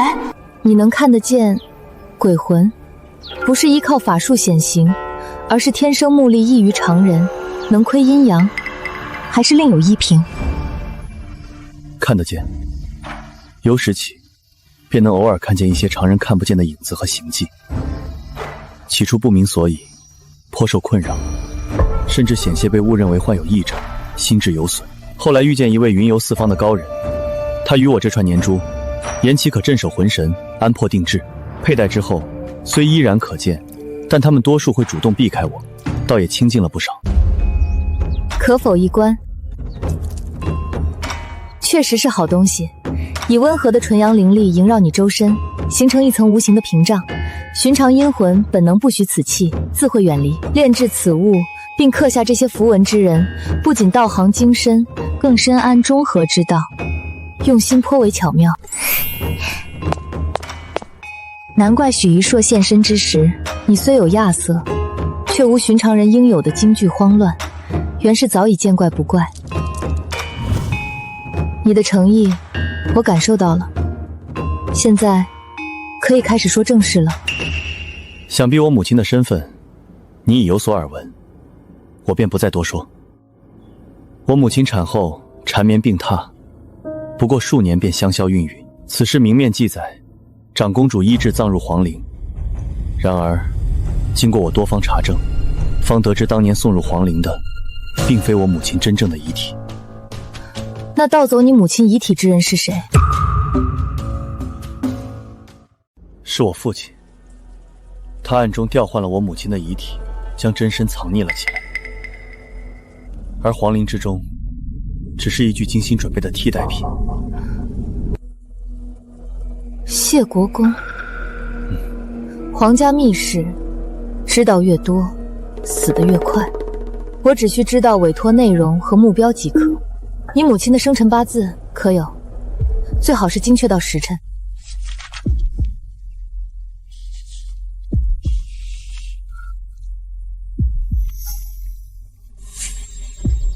昆玉南清，离火引宗。你母亲的遗骨不在北地，卦象与灵犀所指，皆在南方，而且其气机藏匿极深，有强大的外力或特殊地势遮掩，隔绝天机探查。你父亲当年怕是请了高人布置，绝非随意掩埋。要找到确切位置，仅凭八字推算远远不够。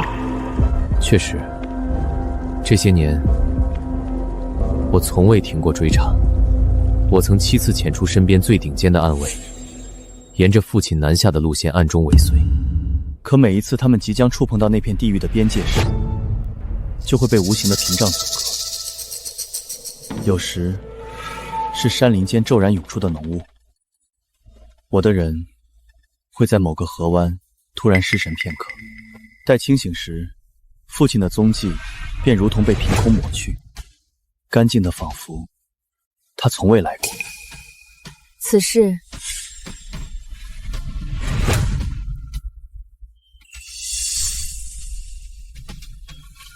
妖孽！怎么了？此事很急吗？急也不急，我已等了10数年，不差这几日。好，那你再等2个月，待我从江家脱离出来之后，便陪你走一趟南方。脱离江家，原以为他会筹谋争夺，未曾料到他的棋路竟如此干脆利落。好。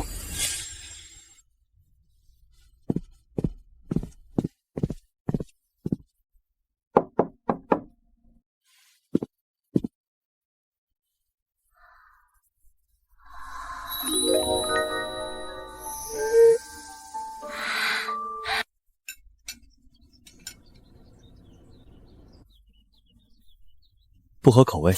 不是，只是每次一到月圆之夜，胃口便会莫名变差。晨起时还好，过了午时更甚。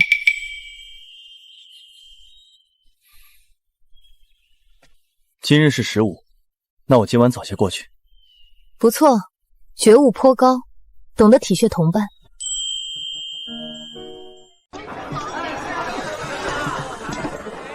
谢世子，就冲你这眼力见，哪日若不想当这劳什子世子了，应付那些繁文缛节、人心鬼域了，我们南禅寺的后山门倒是可以考虑为你开上一开。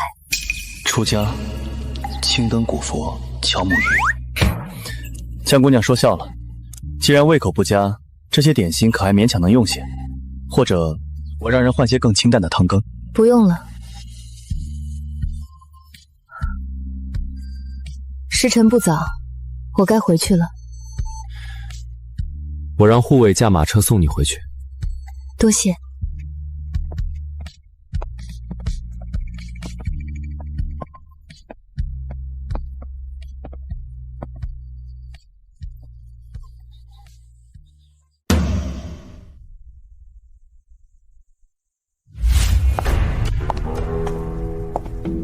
大小姐，您回来了。老爷和夫人正在花厅等您。带路。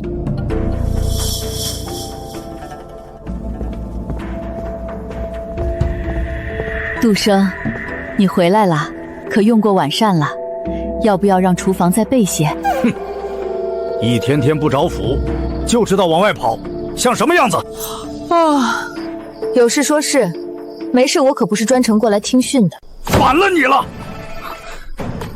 杜生刚回长陵，出去走走看看无妨。日后出门多带些人，免得爹娘担心。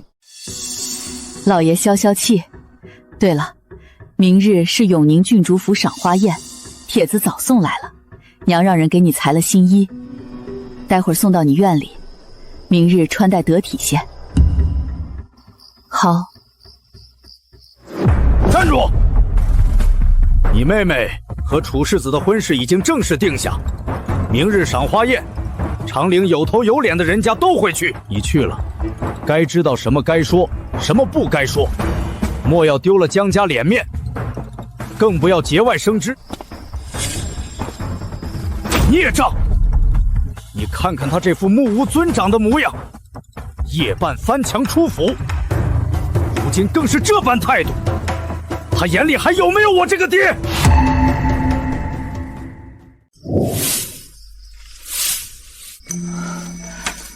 大小姐，小环，去给我找2床被褥来。是，奴婢这就去。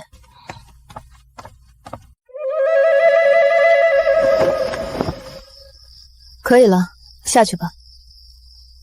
今晚无论听到什么动静，不必过来。夫人送东西来收下即可，不必唤我。是。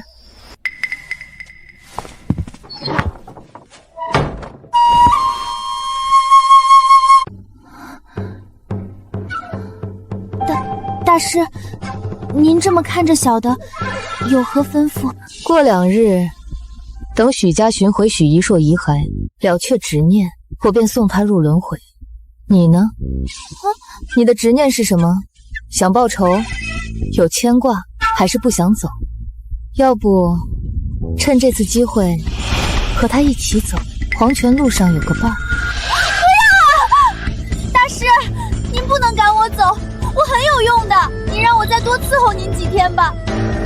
要不我去替您吓唬您那个妹妹，让她夜夜做噩梦，或者我去您父亲书房吹几口阴气，让她难受难受。松开，别扯没用的。你真正的执念到底是什么？我就是个短命鬼，生前没作恶也没积德，稀里糊涂死了。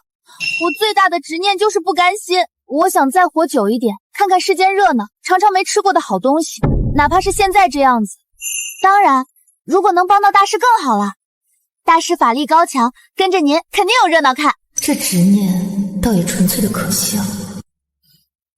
行吧，等我从江家脱离之后，身边确实缺个打理杂物的管事。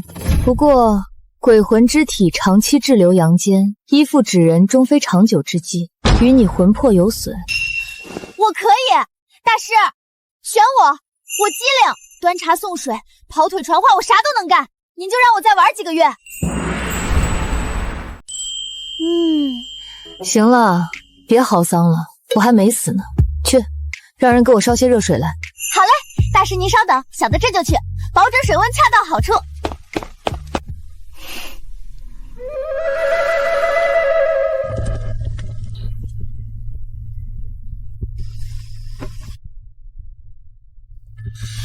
冰煞之气越来越压不住了。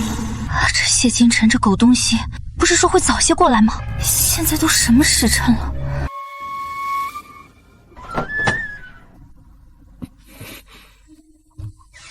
怎么才来？亥时3刻，我以为这算早了。你坐那么远，是觉得隔空就能治病吗？是我思虑不周。你怎么了？他身上的紫气竟然能压制阴寒煞气，想过他管用，没想过这么管用。你过来。我要怎么帮你？你把手伸出来。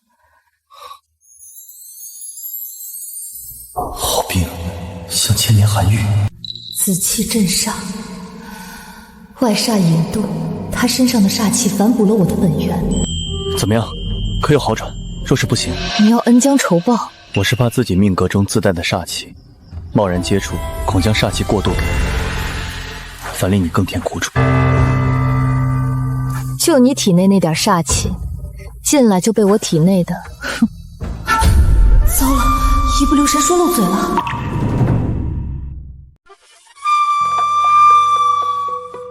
你体内也有煞气，且每逢月圆便会如此发作。江姑娘，你早就知道了，对吗？知道我身上有煞气。你每月15让我过来，根本不是为了看什么莫须有的病，而是从一开始就是冲着借我这股气来的，对吗？不然呢？谢世子难道以为我真是闲得发慌，每月15找你来看星星看月亮？你命带紫薇，贵气天成，却又煞气缠身，阴阳交织，乃是世间罕见的镇煞之体。恰好我体内也有些不太听话的东西，每月须得借你几分贵气镇一镇。你我各取所需，互利互惠。之前说看脸治病，可没说谎。你这张脸，连带你这身命格气运，确实能治我的病。放心，对你无害。你这紫气源于命格，生生不息，借我些许镇压阴煞，于你而言，或许还能减轻些煞气孤客之相，算是互益。至于你身上的煞气，全当我心善，顺手替你驱除了。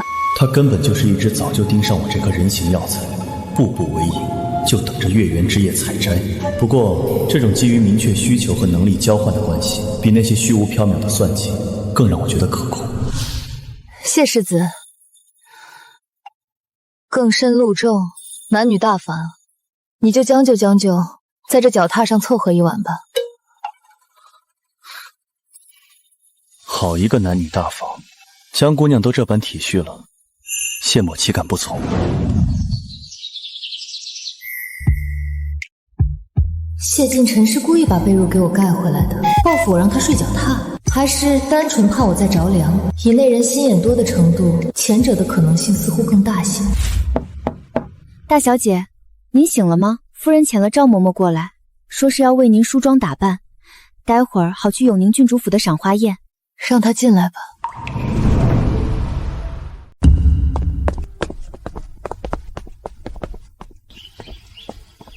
老奴给大小姐请安，夫人命老奴来伺候大小姐梳妆。有劳。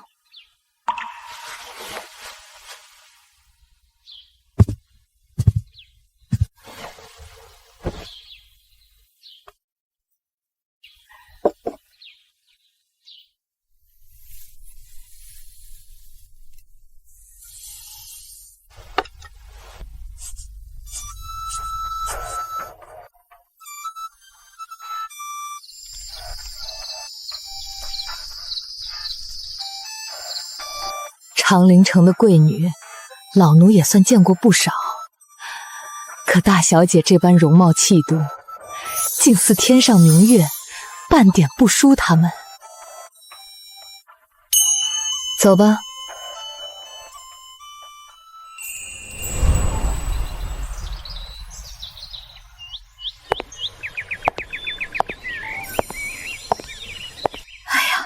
杜生，你这一打扮起来，娘都快认不出来了，真是不输长陵城任何一家的贵女。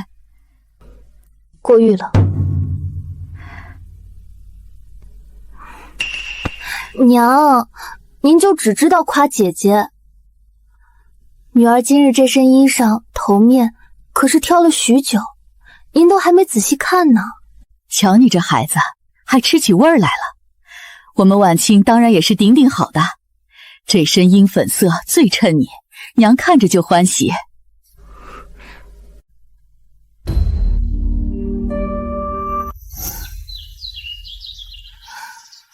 走吧。好了，快走吧，别误了时辰。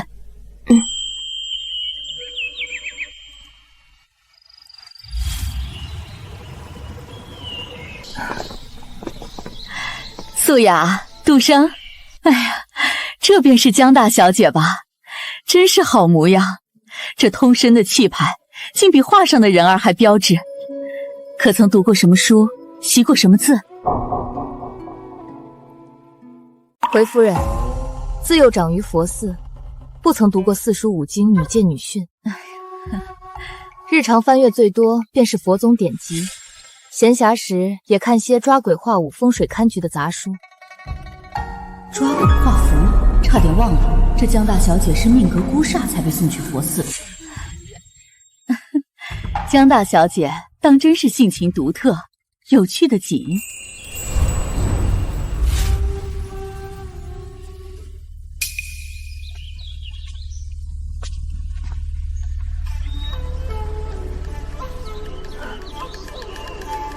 你在看什么？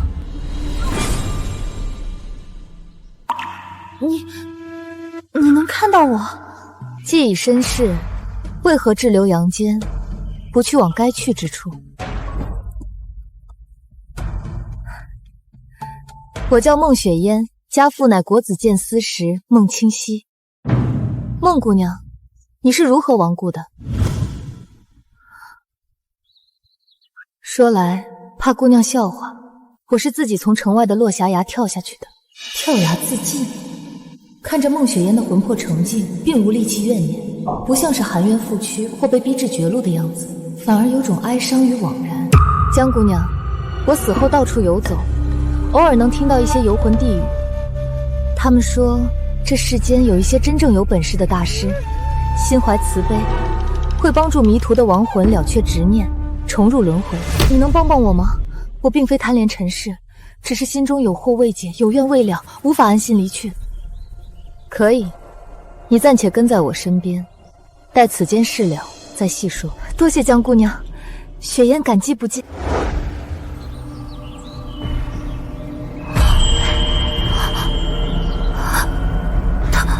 他在跟谁说话？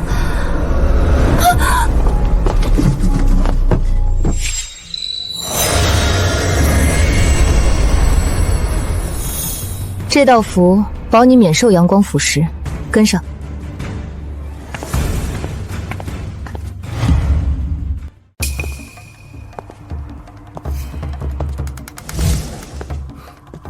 江姑娘，好巧。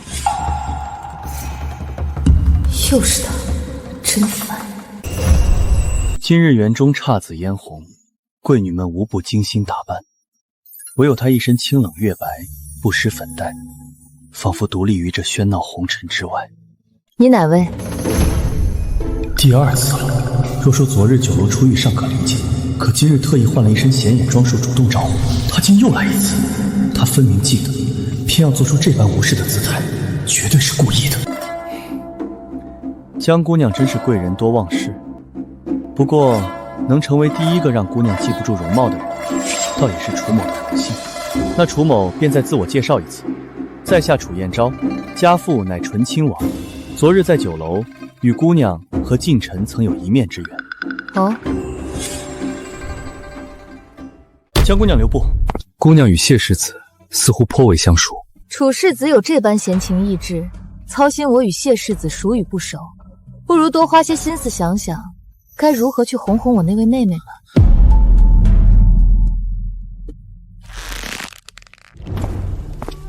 杜生，你去哪儿了？眼看就要开宴了，莫要再走远。赵嬷嬷，去将二小姐寻回来，别误了时辰。是。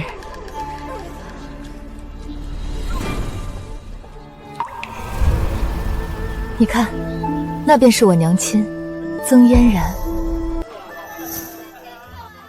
此人面相本属和善明理，福禄平顺，然而此刻代表子女的宫位暗淡无光，隐有断折之象。夫妻宫更是晦暗不明，隐显裂痕，近来必有剧烈争吵，且源头似乎也与子女之事脱不开干系。永宁郡主昭华县主驾到！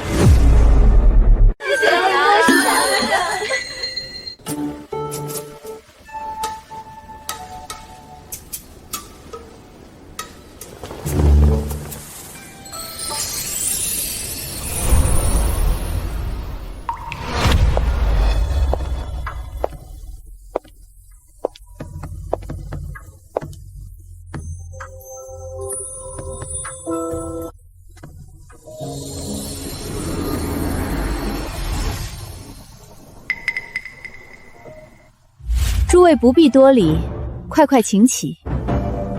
江夫人，这位便是刚从佛寺归来的江大小姐吧？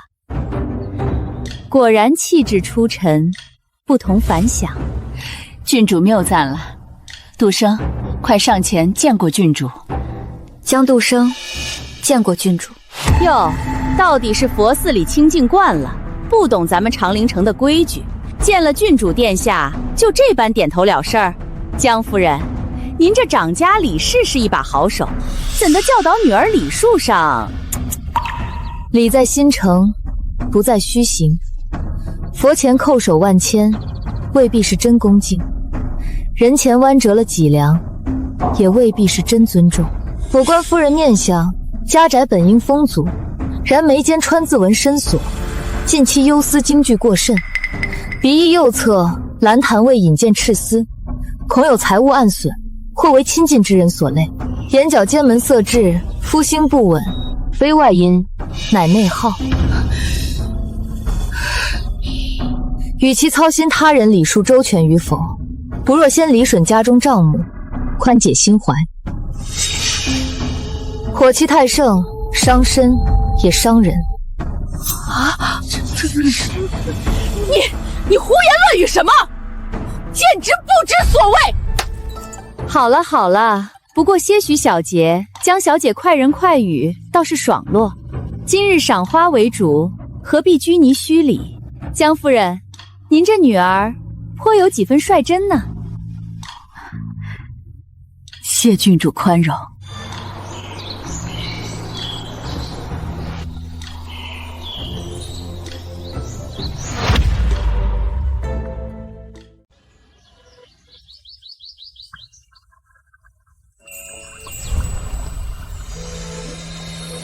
江姑娘，王夫人素来睚眦必报，若她在王御史耳边吹风，怕是对江大人不利。无妨，左右我看我那便宜爹也挺不顺眼的，他若因此头疼，我或许还能得些清静。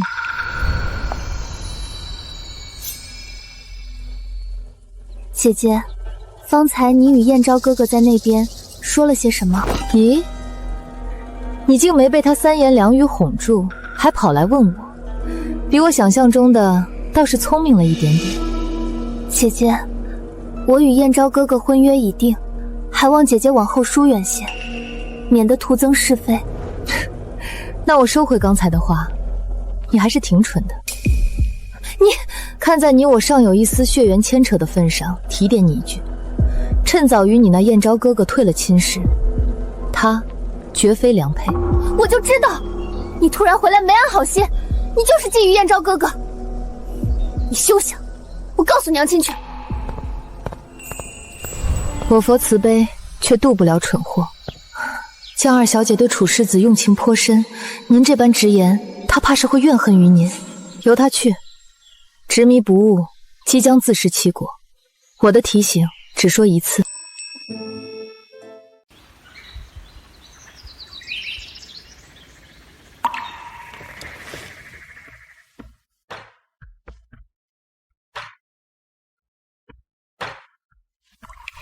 开业！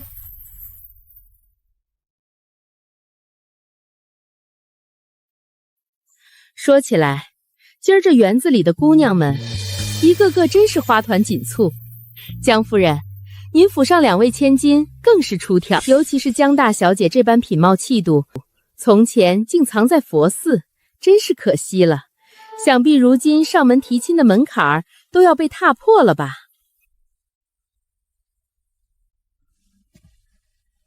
哎呦，瞧我这记性，忽然想起一桩旧闻来。好些年前，江大小姐与醇亲王世子是不是还指腹为婚来着？当时可是传为美谈呢。只可惜后来，时过境迁，物是人非喽。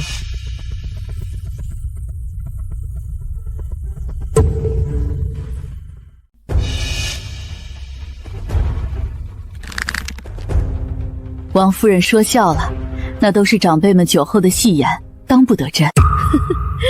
戏言，我可是记得真真儿的。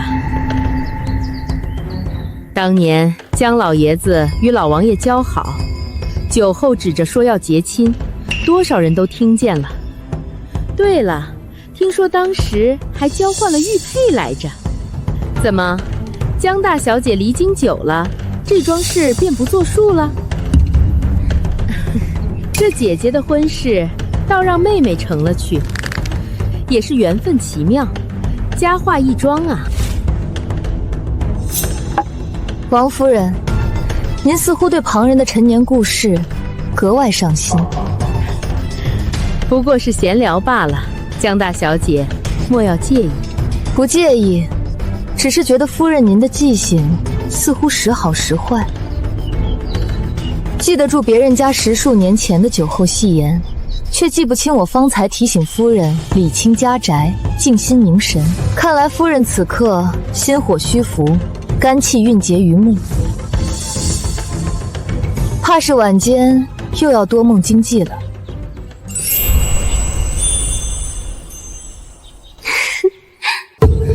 至于您说的姐姐的婚事妹妹成了，此言大谬。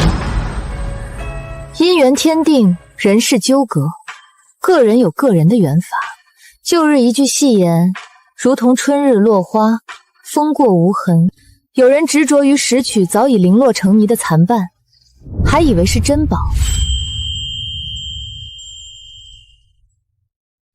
更何况我自幼长于佛前，聆听的是佛法梵音，见惯的是青灯古卷，心中所求早已非红尘俗世之小情小爱。王夫人以己度人，用后宅妇人的心思揣度于我，未免太小看我了，也小看了佛法。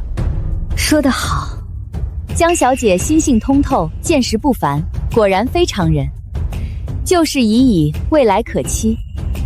今日赏花宴，只谈风月，不论其他。来，诸位尝尝这道新贡的蜜酿。